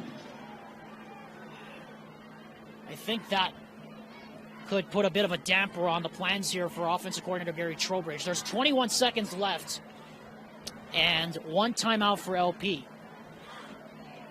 Ball will be officially at the 40. 10-yard penalty. And given the fact that Adam Connors will be kicking into the wind, the Lone Peak Knights are not even going to attempt to run a play. They will take a knee, and that will do it for the first half. That will bring up halftime. So, Ty, we've reached the end of this very interesting first half. We talked about coming into this game how tough Westlake was going to be and how Lone Peak needed a get-fat game. So far, from the evidence we've seen, Lone Peak is not getting it. Lone Peak is not getting it at all. It's kind of interesting, too, Alex, because Lone Peak has had two opportunities within the red zone. Actually, I should say within the 10-yard line, even. Plays that have been so close, but yet have resulted into the favor of Westlake's defense. You exclude the safety that happened just because they were so close to the end of their end zone. But once again, Alex, I think that, well, educational outreach program. Here's what I think. I think that light blue just has to, get a little bit more formulated options with their offense. Their defense has been outstanding, but I don't know. It's just a lot more interesting to watch this team try and try again. We saw those 7 points ahead on a 50-yard run, but I don't know, Lone Peak I feel like has given you so many options and have held you within the game, and you got to give credit to that defense too, Alex. So Lone Peak takes a 21-7 lead into the locker room. Not the game we expected from the Lone Peak Knights. We'll see what happens in the second half. We'll take a break, and we'll be back for the start of the second half. This is Rewind Sports Network's coverage of Lone Peak football presented by G2G Protein Bar. We are back for Lone Peak football on the Rewind Sports Network presented by G2G Protein Bar. Alexander Timolip alongside Ty Wilkinson on this windy night now. What's become a windy night here in Highland. Well, Ty, we were just talking about going into halftime how Lone Peak needed a statement win tonight to show that they can indeed right the ship. But so far, from what we've seen, we are not seeing that so far. We are not seeing that far at all, Alex. And the reason why I say that is because this defense for Westlake, I think, has just been holding so very well. And I don't know, it's a bend but don't break defense. We've alluded it to other games and we've applied it to other defenses, but I don't know. This is another one of those situations where this defense needs to expand its opportunities because, well, they've held him pretty easy so far. Now it's just the offense that you just got to rely on, I guess, at this point. And now we should point out that Lone Peak is going to get the football here to start the second half, Ty. And we talked about how important it is for Lone Peak to score any kind of points coming out of this halftime break, because if they don't score, it only takes one play, as we've seen for Westlake's offense, to get rolling, and this could be a whole new ball game. And if there's any quarter to do it, this is the quarter. We keep mentioning and alluding to this 14.7 point average against opposing teams this season. 14.7 is quite a bit, Alex, just for an average, let alone. So maybe it's just that, I don't know, energetic opportunity that comes out of halftime. I don't know what it is with this team. I guess we'll have to see what it is and if Westlake is able to hold them. And let's also say this. Westlake has given up over 20 points in each of the quarters in region play in the second quarter. They did not give up over 20 points. In fact, they gave up only 14 points in that second quarter, and you know they have to be feeling good about themselves. I would think so, too, because only giving up 14 points, again, those other 2 points, it was actually technically 12, but those other 2 were given to you technically via the perspective of Lone Peak, but still, I think holding them to 14 is a mini victory, and I think you just need a lot of mini victories if you want to try to get through this game and try to come away with a W. Hector Contreras kicks us off and away here in this third quarter. It takes a hop, and it touches Matias Navahine. Now he has to pick it up and run, and he hits a wall right at the 17-yard line. He didn't even make it out to the 20. And like we said, Ty, there have been some big-time slobber knockers here in this ball game tonight on both sides. A thing that we've seen a common trend of is off of the kickoff, them just not having control of the ball, it being in the receiver perspective of special teams. And the reason I say that is because once they get the ball, that's a 1 second buffer zone that the defense can read you like a book. 1 second is all it takes, and, well, honestly, I think that's what's been the key to the game, is trying to get to that ball first, especially if you're the defense on special teams. 1st and 10, Blake hit as he throws again. Pass is caught, but again for a short gain to Logan Hoffines, whose name we have not called a lot of here tonight. And that's also been another common theme. Free rushers in the face of Jackson Blake, and he has been taking some big-time hits. And the pressure has just been applied all night tonight, Alex. It feels like the O-line just, I think, needs to step it up for Lone Peak, considering that's the first play coming in out of halftime. I'm not sure. I think that the defense portion of Westlake has just been able to break through a barrier that they've just found in this O-line. Again, Westlake showing blitz. This time they back out and they throw it, and it's caught by Hoffines, and he's got a first down across the 30. And a big first down there to get the drive started for LP. 7-yard gain in the play. So Lone Peak has been able to engineer pretty good offenses we've seen. The first drive of the night that they've had was actually very exponential, and of course didn't necessarily lead to points going into another, not a 3-and-out, but obviously a 4th down play. But honestly, these drives have just been very crucial. Brooks Weil, big hole! Finally getting some running room, and he gets up close to midfield, brought down at the 45. We've been talking about it, how tired that Westlake defense is from being on the field for so long. You would think in the second half that's something that offensive coordinator Gary Trowbridge is going to go to early and often. And you're coming out of break, too. You don't want to get this team across midfield because that's where they've been the most dangerous, Alex. Remember, Lone Peak was down 24-3 coming out of halftime last week, and then 2 big plays by Jackson Arrington really swung the tide in that third quarter. Blake on first down, hands to Wild, left side this time, breaks a tackle, still on his feet, and finally they corral him close to the 45-yard line. 7 yards on the pickup, close to 9 they'll call it. They'll give him 8. 8-yard gain in the play. Second down and 2. Bayless and Slade, among others.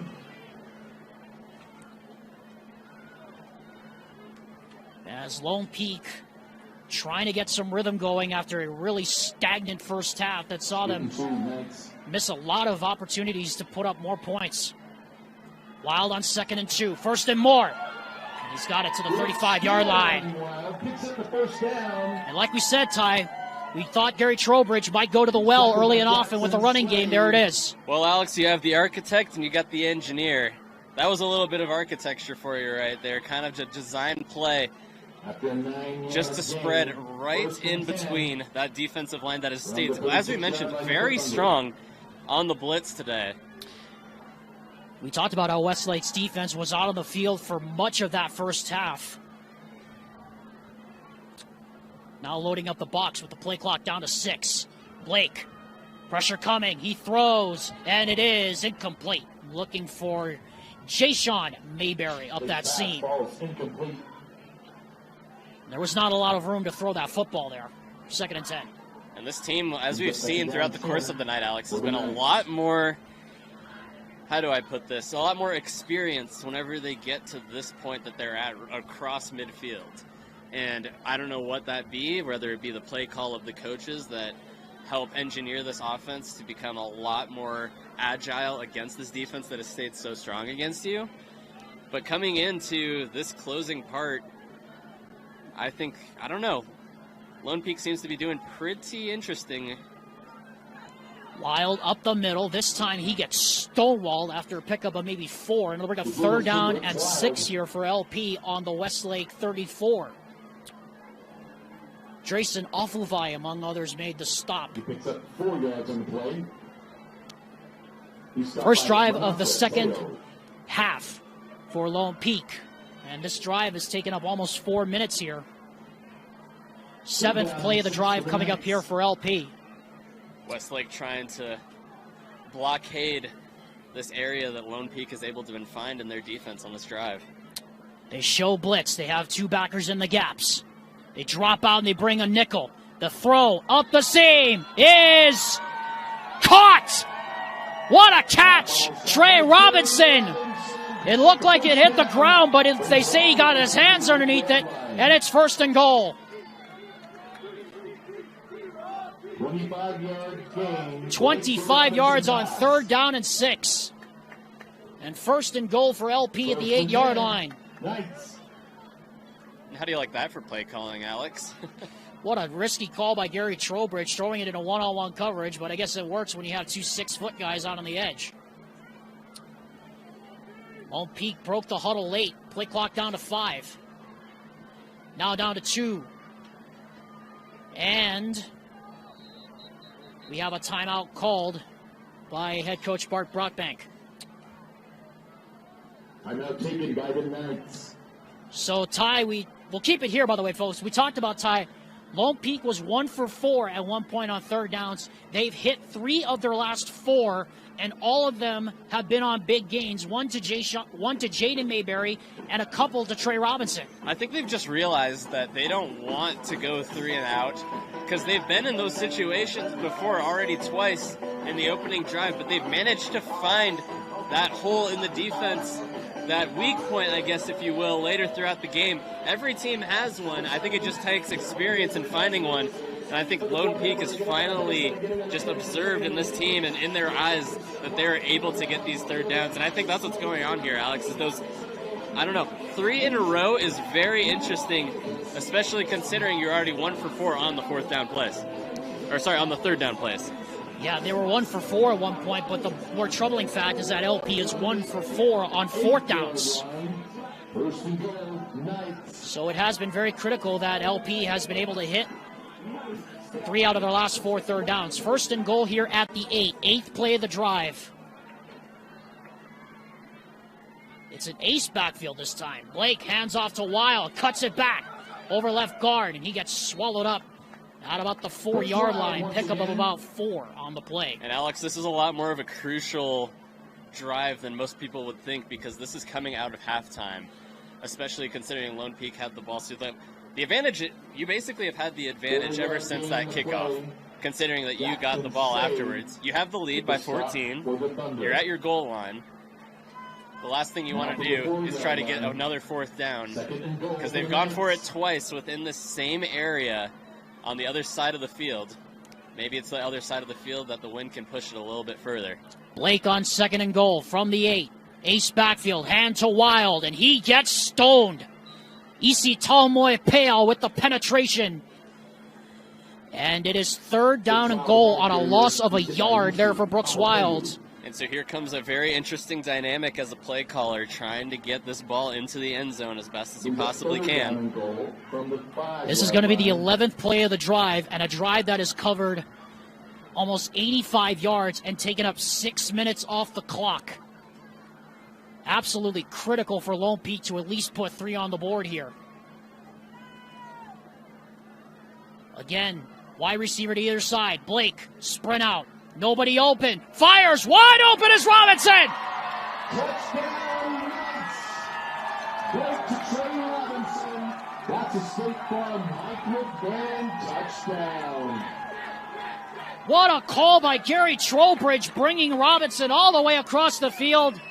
And the Lone Peak Knights get in the end zone, the 3rd touchdown catch of the night for Trey Robinson. And you said no one was open there, Alex. I thought I saw him right open, right at that P, right in the end zone. You could see he kind of just started to break. 2 defenders in coverage, just a stutter step. He went over to the EAK, and he eventually caught it right at the K in the end zone. Extra point by Adam Connors is up, and it is good. 28-7. A huge touchdown for Lone Peak coming out of halftime. They've now made it a 21-point game. As we'll be right back after this word from UC Conference Football. After a drive of 82 yards, 11 plays, time of possession, and a drive that took up 6 minutes and a second off the clock. Lone Peak gets into the end zone, a big touchdown to start this second half, as Adam Connors kicks off with the wind at his back and will go into the end zone. So now, Ty, what do you do here if you're Westlake? I mean, we just talked about how important it was for Lone Peak to score coming out of halftime. They've done so. Now what does Westlake do here to respond? Well, already as this drive starts, I like how Westlake did not touch that football and let it go into the end zone, because the previous times on special teams that they have touched the ball, it has become a negation of positive yardage in regards to where the ball actually would have been. But Westlake really needs to work on their run game, because that's what this heart and soul of the team has been the course of the season. And Bayless is going to throw, sprints out of trouble. Well, he's got the whole right side open on that. And he's going to get escorted out of bounds by Arrington.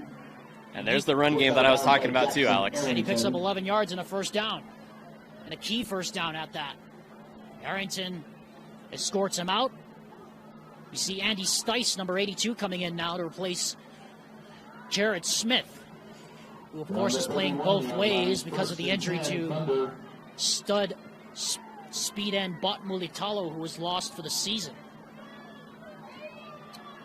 One of the many injuries that have just plagued the Lone Peak Knights throughout the season. As the pitch goes to Youngberg, he gets a block. And they got on him pretty quickly there. Pono Aquin along with Empey. Got about a couple yards, though, on the play. And so you got to love the momentum so far. I guess courtesy that Lone Peak has been able to stop your offense to still 7 points going into over halfway through the third quarter. what's been a very physical, grinded-out kind of game. On 2nd down and 8, Bayless to throw, throws into traffic, and making the catch is Heiner. And a first down all the way across midfield. Boy, that was thrown into an area the size of a donut hole, and Heiner able to make the catch and get the first down. To tell you the truth, Alex, I thought that was going to be picked off. I thought it was too from up here. I mean, we had to go look at it. So now positive yardage here at midfield. This is where you want to be. You're halfway there. Westlake looking to respond. After Lone Peak scored on their opening drive of the second half, marched right down the field. Bayless keeps it this time, takes it up the middle. He gets about maybe 4 yards off that left guard. Brought down by Empey and Towell and Hawkins et al. On the play. You got to love Bayless's energy, too, just on the runs plays, because he's been so agile, and his speed has just been so amazing. He's the only one with 6 points on the board. We can't exactly count the PAT afterwards, but he's the only one that's been able to put points on this board. Westlake has not scored more than 7 points in almost 2 weeks. Bayless, quarterback draw. This time trying to lob it out, caught by Youngberg going behind him. He gets upended, but gets the first down across the 40. Great ad-lib there by the quarterback Bayless to get it out to Youngberg, and now Westlake marching inside the 40 here. Youngberg got tackled right at the knees, and I think that gave him a little bit more positive yardage to get that first down, because he was trying to not get his knee hyperextended in any ways. Did a little flip action, and now the ball's at the 40. So Westlake marching here to start this second half. Lone Peak took the ball down the field, 82 yards and 11 plays in 6 minutes and 1 second. But Westlake looking to respond.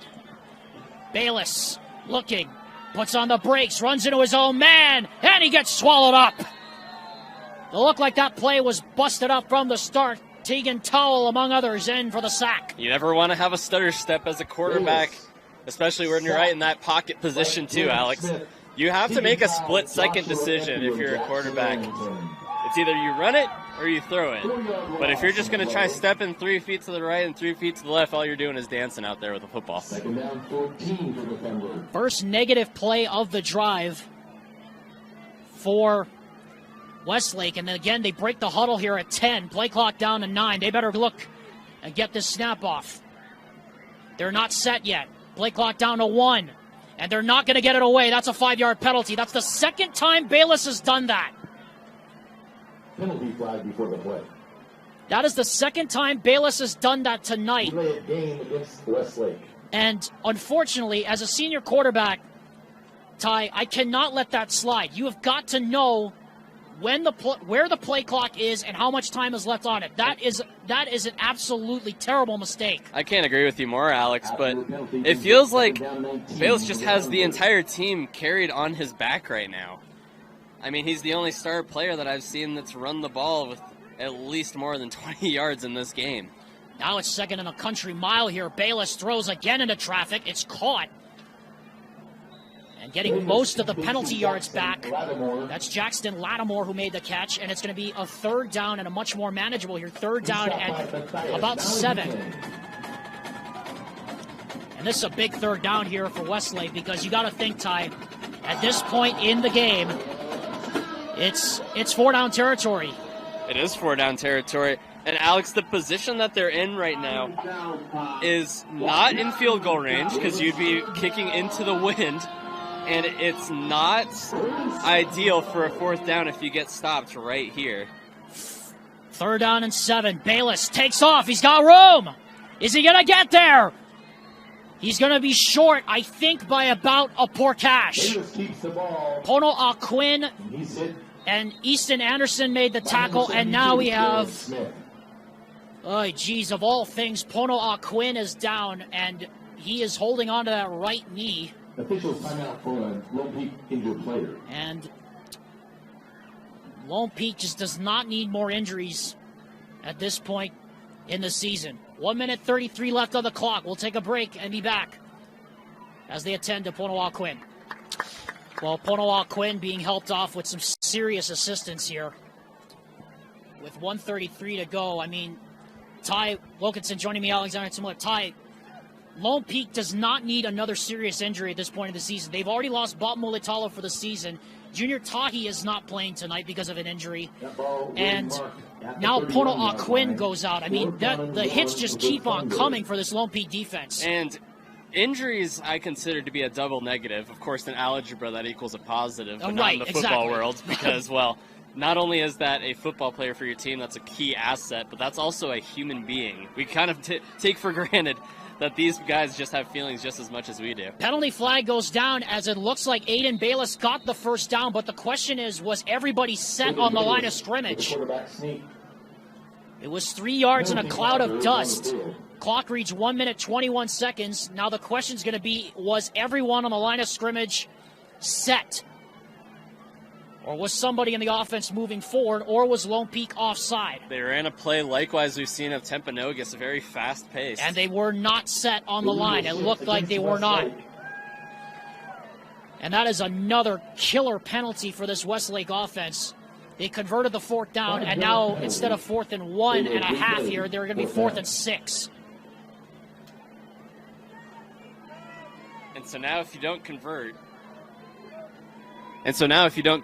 we've seen Lone Peak on this particular area this entire game, right around at that 40-yard line where they've had that really good field position, but still within their zone. So if they can't convert here, Alex, they're looking at another really good field position if you're Lone Peak. Horrible time to take a penalty like that. 4th and 6 from the 36. Need to get to the 30. Bayless, pressure, gonna throw it up for grabs, into coverage, it is incomplete, but there's a flag. Mayberry was all over Heiner, and it looks like this is gonna be, I think it's gonna be pass interference against against Lone Peak, so that's gonna give the Westlake Thunder a first down, and that's about as good as an outcome as you could have had right there because everybody was coming into the face of the quarterback. And 2 plays resulting in 2 penalties end up in the favor of Westlake. And we've seen so many of these different penalties playing dividends to how, plays and drives can continue or die, either way. And fortunately for Westlake, they come away with the positive yardage. And now they're knocking on the doorstep of trying to make this a 2-score game. We still got 12 minutes to go. 53 seconds left here in the 3rd quarter. Westlake trying to answer back. This drive has now consumed almost 6 minutes. Bayless to throw. He looks. He throws to the wide side and incomplete. That time, Lattimore could not come back for the ball. Mayberry on the coverage. Or rather, that was Navahine, excuse me. And so now if you're Mountain View, your goal on this drive is to cut this lead in half. You need as many points as you can possibly get. Your offense has not been given the spark that it needs to because your defense has been out there for so long. And I think this is the longest break they've had all game here, Alex. Yeah, like we said, this is the longest drive Westlake has had. Lone Peak had a 6-minute drive, and now Westlake, this drive approaching 6 minutes. Bayless, high snap. Was looking to pitch it. This time he takes it for about maybe 5 yards. We're going to 3rd down and 5 from inside the red zone here for the Westlake Thunder. What's all likelihood going to once again be 4-down territory as the game clock reads 27. Play clock reads 27, so I think Westlake might try to run one more play, and they will. 3rd down and 6 for the Thunder. Westlake tonight, 2 for 6 on 3rd down. Play clock down to 10. Game clock to 10, and they got it away. Bayless pressure, throws, and it's incomplete. And again, Bayless took a big pop. Hiram Quinn, the intended receiver, and now Bayless a bit slow getting out as Tegan Towell and Josh Empey laid directly up top of him. And Ty, this is 4th down. You got to go for this. And Bayless looked a little shaken up on that play, Alex. And that's never what you really want to see. And actually check it. It looks like Hector Contreras is going to come in to kick a field goal. So I guess into the wind. Yeah, and into the wind too. So I guess Westlake going to concede here the rest of this third quarter and just try to pick up the pieces here for the fourth. And we have a penalty flag down. Flag before the play. And it's going to be another delay of game against Westlake. That's the third one they've had tonight.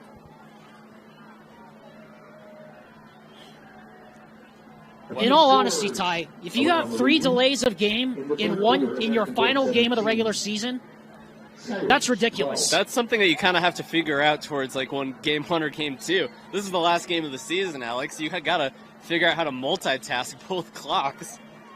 Contreras kick on the way. It looks good, and it is no good. Off to the right. Off to the left, rather. And so Westlake goes all the way down the field, and they do not get any points. And the Westlake Thunder are denied on the doorstep. Lone Peak will take over. Ready to start the final 12 minutes of the regular season. Alexander Timolip and Ty Wilkinson. Heidemann and Associates, a proud sponsor of Lone Peak Football, the Rhine Sports Network. Call them today at 801-472-7742. So schedule your free consultation with them today. They start the fourth quarter with a run and nowhere to go that time. Gives to Gabriel Tom. As Gabriel Tom, and it looks like the reserves might be coming in here for LP, given the fact it is a 3-score game. Second down and 8 for the Knights. Reminder, the playoffs start next week. Final RPI comes out tomorrow morning, 10 o'clock a.m. Mountain Time. Should be very interesting to see where this Lone Peak team ends up, given the fact that they have just struggled mightily all season long.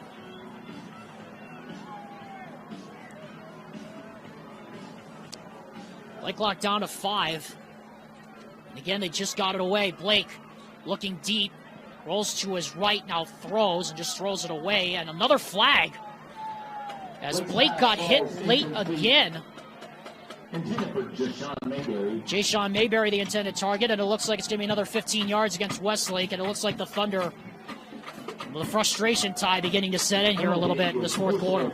Okay, well, I look at it this way. I feel like the Thunder have the advantage because they're going with their backs against the wind.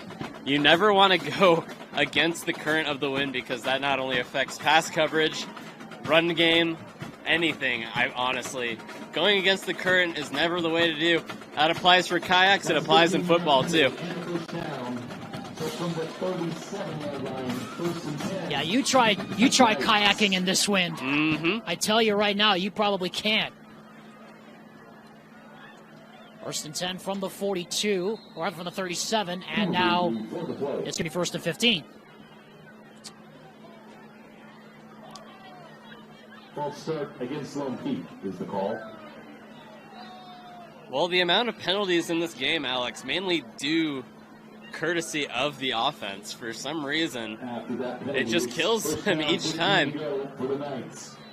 And this is something you really have to figure out going into playoffs, too, is these penalties that just keep killing you over and over again. And we've seen some big penalties time and again. The pass interference penalty on 4th down for LP and the roughing the passer penalty really coming at inopportune times. Tom gets the handoff. He slips through a crease. He picks up about maybe 7 yards, up to about the 40-yard line. So he picks up the penalty yards plus a couple more. Marches down the field and hit by Nusi Tamapeyu. So now Lone Peak, we've seen them quite a few times tonight. I think that we can count about 4 or 5 different times that they've been right on that 40-yard line. That seems to be their kickstart to their amazing drives that they've had so far tonight. The only drive Lone Peak had in this second half was a 6-minute, 82-yard play drive. Then Westlake took up 6 minutes, the final 6 minutes and a second off the clock, and ended up scoring nothing. Blake throws for Haskin, just over his reach, out of incomplete. Blake's pass, ball's incomplete. Seth Haskett, the intended receiver. Second down now, third down now coming up after that incomplete pass. And that was a good pass, too. Coverage was not even within the vicinity of the area. You could see towards around the 30-yard line, he had open space to go into that Knights end zone. And now they just have to stay with 3rd down and 7 instead as a result. Lone Peak has hit 3 of their last 4 third downs. Blake to throw. Pressure coming. He throws. What a catch! Trey Robinson, who's had himself quite a night, gets another big first down. Up across midfield. They needed 7. They ended up getting 11 on the play. And that's good too, Alex, because now they're across midfield. We've seen it time and time again, these drives that, for whatever reason, start off at the 40-yard line, just are their kickstart to their fire, for whatever reason. 9:53 to go here in the game. 28-7 in favor of LP. Gabriel Tom, the running back. Rather, it's a different running back this time. Handoff and nowhere to go that time as Talmoy Peu. That's Boston Hale, the senior, one of the seniors. So we've seen Boston Hale, we've seen Gabriel Tom, and we also seen Brooks Wild come into the game. Now Gabriel Tom will shift back in. Looks like a double back set coming in here. And that's what you need if you're an offense too, is big names, big players come at the most crucial of times as we reach single digits in minutes, just into the closing minutes of the 4th quarter. 9 minutes even left here in the ball game. Lone Peak took over at the de facto start of the quarter. Another long drive here. Blake to throw, trying to set up the screen. It looked like Gabriel Tom tripped on the turf. And it will once again bring up another 3rd down here for LP. They've hit 4 of their last 5, including 3 straight. 4 of their last 5 and 3 straight is a very good stat, but when you're facing this negative yardage against the wind too, I don't know, I kind of think of it like a fairway for a golf course. You can either go ride right or ride left, it feels like, but I don't know. Their pass coverage, courtesy of Lakeview, or Westlake, has been, I don't know, exponential, to say the least, Alex. Don't bring up going wide left or wide right. with me and my dad on the golf course, it's always not a question of if we go wide right or wide left. It's a matter of when, as Lone Peak will take a timeout here. So they're down to 1 timeout here with under 9 minutes to go here in the game, and we'll take it with them. We'll be back after this word from Odeon Modern Missionary Wear here on the Rewind Sports Network. Welcome back to Lone Peak Field. Alexander Timolip alongside Ty Wilkinson. 8:56 to go here in the 4th quarter. Lone Peak facing another 3rd down here. Jackson Blake in the shotgun, takes the snap. 4-man rush, throws to the wide side, dropped. Trey Robinson had it in his gloves but couldn't hang on, and it's 4th down. And there goes that 3 in a row that we talked about, Alex, that have been so crucial. And I think this is too far to try. Yeah, I mean, you would probably be risking putting Westlake at midfield at this point. Cade Dolly will punt it away here. This is the first punt, by the way, since late in the 1st quarter. Just the 3rd punt of the night for the Lone Peak Knights. A bit of a high snap, but Dolly handles it clean and hits a line drive into the wind, and it's going to bounce into the end zone. About a foot away from being perfection, Alex. Yeah, it really was. So it'll bring out Aiden Bayless and the Westlake Thunder to the 20-yard line. We'd like to remind you the Advanced Windows fall window sale is going on right now. You can get $2,000 off 10 windows or more with 60% with 0% interest for 60 months, available for a limited time only. As we are approaching the end of this one here tonight, Alexander Timolip alongside Ty Wilkinson here. I'll tell you what, it'd be nice to have those windows right now since we're in the outside. It'd be nice to be back in the press box like we were in Payson, not complaining, as Bayless takes it on the quarterback draw. He's got a lane to the left, makes a man miss, and he'll get escorted out of bounds at about the 28-yard line. Towell et al. On the escort out of bounds. He's pushed out of bounds by Landon Goff and Tegan Towell. Landon Goff also there from his safety spot as well. So Lone Peak putting a lot of reliance into their defense. They allowed a really massive drive that ended up coming up empty-handed for Westview. Yeah, Westlake better get going.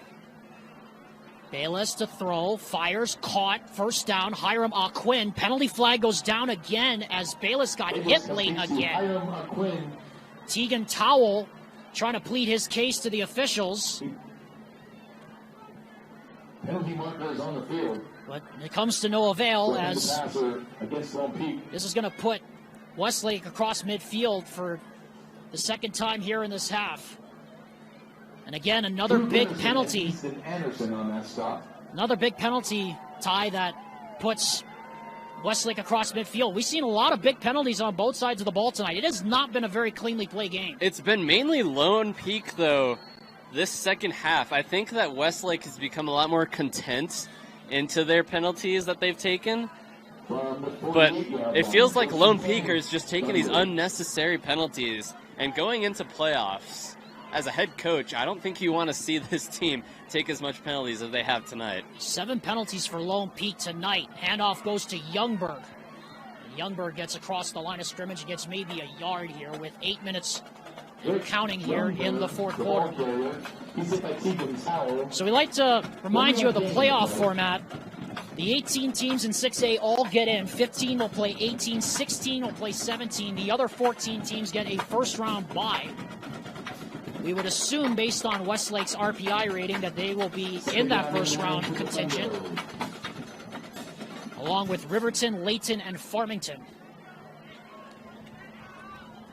And according to at least the original RPI, they were scheduled to play Riverton next week as Youngberg gets the swing out of the flat, puts his head down, and he picks up about maybe 5 yards, and it'll be third down and 5 once more for Westlake, as they're trying to keep any hope left alive here. But you got to say, Ty, they got to get moving because there's 7 minutes left in this game, and that clock is not slowing down here. Especially since you're down by 3 possessions going into these closing minutes too, Alex. And the weather's not getting any colder. Or sorry, the weather's not getting any warmer. Yes. Yeah, it's not getting any warmer for you. So honestly, you just have to make your own heat in these situations. As well. Third down and 5 now from the 43. 5 men on the rush. Bayless lobs it up. It is juggled. Is it caught? No, it is not. But there's a flag down in the secondary. And we're going to have another holding penalty against Lone Peak's defense, and that's going to be another first down.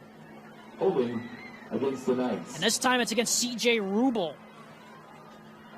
Another third down given up via penalty for the Lone Peak Knights. And just so many untimely, just unnecessary penalties by this Ryan Denny defense, something you don't hear very often. This is very reminiscent of the previous drive that we saw in the third quarter. All these penalties taken in the advantage. But still, it's very interesting to watch, Alex, these amount of penalties that have just improved this entire offense and their structure. Youngberg misses the pitch. It's recovered by Westlake. Jackson Arrington tried to pick it up and run, but it ended up being recovered by Westlake. Youngberg ended up getting back on top of his own fumble. And that was the dagger. And that was not a good pitch there by Bayless. Alex, that could have easily been the dagger had that been recovered. Yeah, Jackson Arrington's hands were apparently not as fast as his mind was.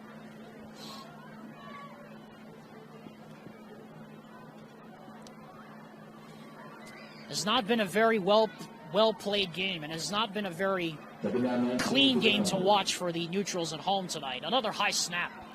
Bayless trying to swing it out to Youngberg, makes a man miss. He gets clobbered by a whole host of black shirts right at the 40-yard line. He gets maybe 2. He's brought down by Easton Anderson, Jared Smith, and more. Interesting play call, Alex. Very interesting. Well, because I've seen it twice now. They've thrown hash mark to hash mark out of the pocket, which is, I don't know, I feel like it's a very interesting play. I think you want to get the ball a little bit deeper downfield instead of on the line of scrimmage that you're currently on. Meanwhile, we're looking down here on the sideline. The cart has come out with crutches for Pono Alquin as he's sitting on the advanced orthopedics table, and that's not a good sign. Bayless almost dropped the snap, screens it to Youngberg, and he goes nowhere. And it's going to be 4th down here, and this is it. I mean, if there's any hope left for Westlake, it rides on this 4th down play here. And the pressure that was applied by Lone Peak almost pushed them across midfield. If that tells you how strong this defensive line has stayed up, it's just the penalties, Alex, that have been able to kill, I guess, this positive area that the defense has started. But still, I don't know. You have to capitalize on these opportunities. 4th down and 14. This is the game right here. This pretty much is it right here. Bayless to throw on 4th down. Pressure coming. He gets out. He's got room. And he's going to get the 1st down. And he's going to get across the 20 as well. They needed 14. He picks up 17. Clutch. Very. And how about Aiden Bayless playing both ways tonight? This kid is something else. I mean, he has got to be sore all over right now, Ty. Oh, there's a reason that this guy probably has the captain in him, as we've seen throughout the course of the night. He's the only one, excluding the point after attempt, that has had points on this board.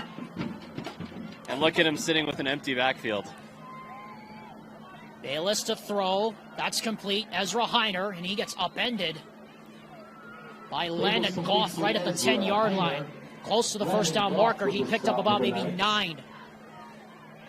With 3.5 minutes to go, it's looking bleaker and bleaker for the Westlake Thunder here.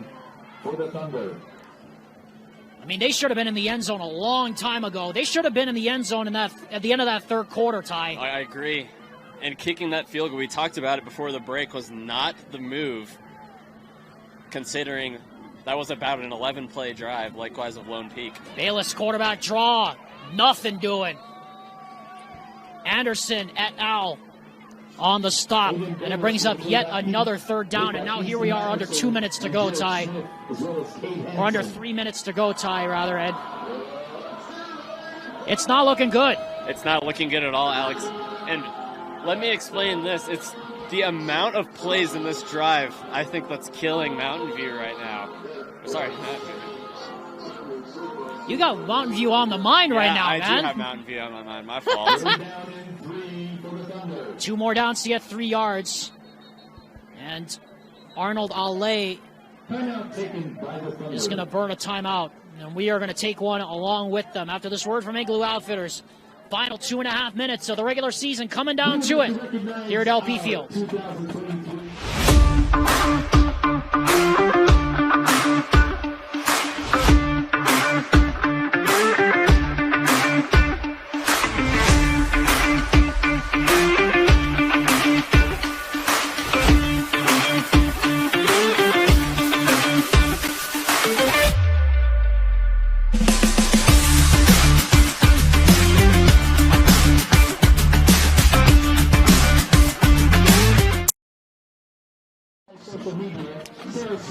One more time tonight, I'd like to remind you, Rewind Sports Network's coverage of Lone Peak football is presented by G2G Protein Bar, built for healthy people on the go.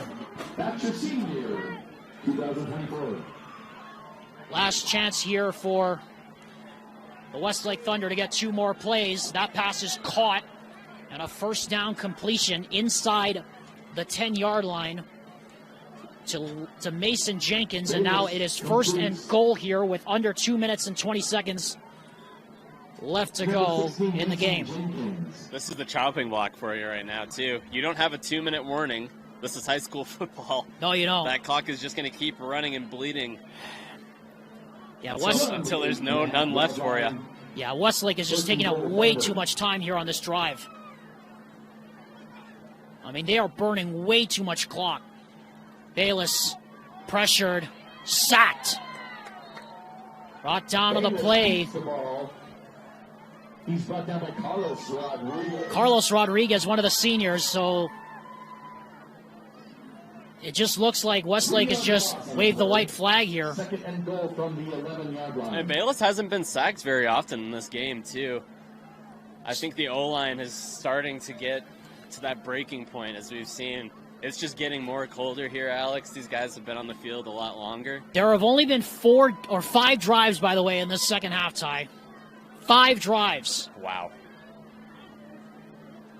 Bayless to throw. Throws. End zone. Tipped and incomplete. Landon Goff with the late hit, and here comes a flag. Pass. Ball's incomplete. Penalty flag is on the field. Goff with the late hit. And that is going to drive Ryan Denny, the defensive coordinator, crazy. The ball was tipped, though, so it cannot be pass interference, but it is a defenseless receiver, I believe, is the call. And that's going to make it 1st and goal again. Or rather, it's going to make it 3rd and goal. A little bit more manageable here from inside the 5-yard line. The penalty takes it half the distance to the goal. Not that it's going to matter anyway. Now from the 5-yard line, 2nd and goal. Thunder. 2nd and goal now. Replay the down from the 5. 1 minute and 8 seconds left here in the game. Bayless to throw. Looking. Steps up. Rolls to his right. Now throws into the end zone and incomplete. That pass falls incomplete. Pressured on the play by Anderson. It'll be 3rd and goal now from the 5. Sophomore football players, all sophomore football players, please meet down at the shed immediately after We'd like to thank the hardworking men and women on our crew this regular season. Tino Psyche, of course, who's been along with me for much of the 44 games that I have called for the network. Of course, Mike Christensen and Addison and Austin Bigelow, Doug Jardine. 3rd down and goal now from the 5. Youngberg takes the handoff, trying to break tackles, gets close to the goal line, and he's in. Touchdown. Drake Youngberg with the Westlake Thunder touchdown. But there's only 55 seconds left. And that will make it a 2-score game, and it's just padding the stats, really. It will take a miracle here for Westlake. Everyone if the opposing team misses their kick. So Hector Contreras now for the extra point. No matter what, it will still be a 2-score game. But instead it will take a 2-point conversion. Good snap, good hold, and the kick is blocked! Matias Navahine.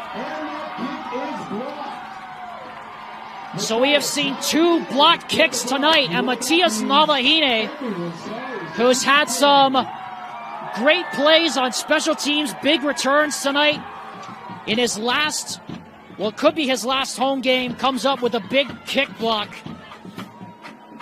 And now it'll come down to an onside kick recovery here for Westlake, but Ty, you do feel that Westlake should have had that a long, long time ago here in this game. I agree, Alex, and, well, good for them to get the touchdown, but I don't understand. We talked about this going into the break. Why did you kick a field goal going into the wind on a play that was not only 11 yards, but you already knew you were going to be behind in the game, and the clock just kept bleeding and bleeding and bleeding. And now there's only 55.3 or 55.9 seconds, just about a minute left. And I think that's just kind of what happens to Westlake, is they took so much time on their drives. As you mentioned, 5 drives just in this quarter alone. And there's only going to be one more drive here tonight. It'll only be the 6th one of this second half. Lone Peak looks like they're set up for an onside kick. And it's a squibber. And it is easily recovered by Matias Navahine. He'll go down, or rather that's recovered by Jaden Mayberry. And barring a crazy finish, that should do it. So Westlake is going to lose their 9th consecutive game. And Lone Peak will get their 4th win of the season and just their 3rd win at home here in 2023, and what has been a very, very disappointing regular season for the Knights.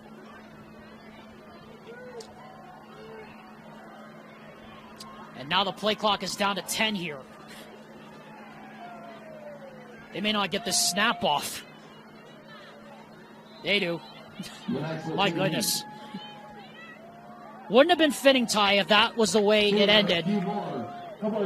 I mean, wouldn't it have been fitting if it ended that way on a delay of game penalty for this Lone Peak team? I mean, this has just been a dreadful regular season for them. I agree, but, you know, for Lone Peak, going into the playoffs, that's not what you exactly want to see. We saw, I believe we counted 8 or 9 penalties just against the team alone. And as a head coach, you think that you would get these penalties. Some of them were mainly unnecessary there too.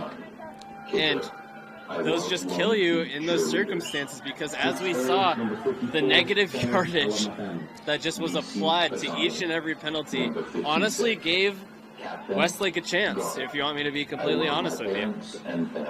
So this game is going to come to an end here tonight as the Lone Peak Knights win it tonight 28-13. We'll be back to react and wrap it up on the Rewind Sports Network on KSLSports.com.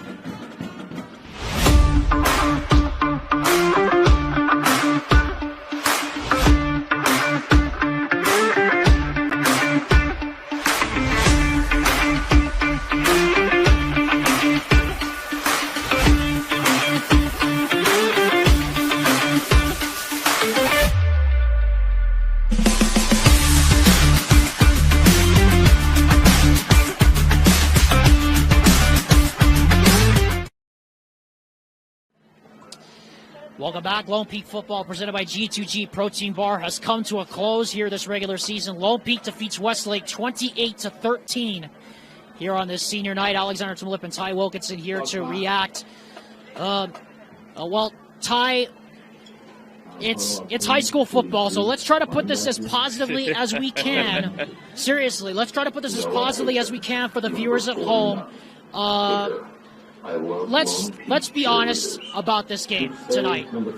This was a very ugly, very sloppy game from minute 1 to minute 48. And this game really could have gone either way tonight.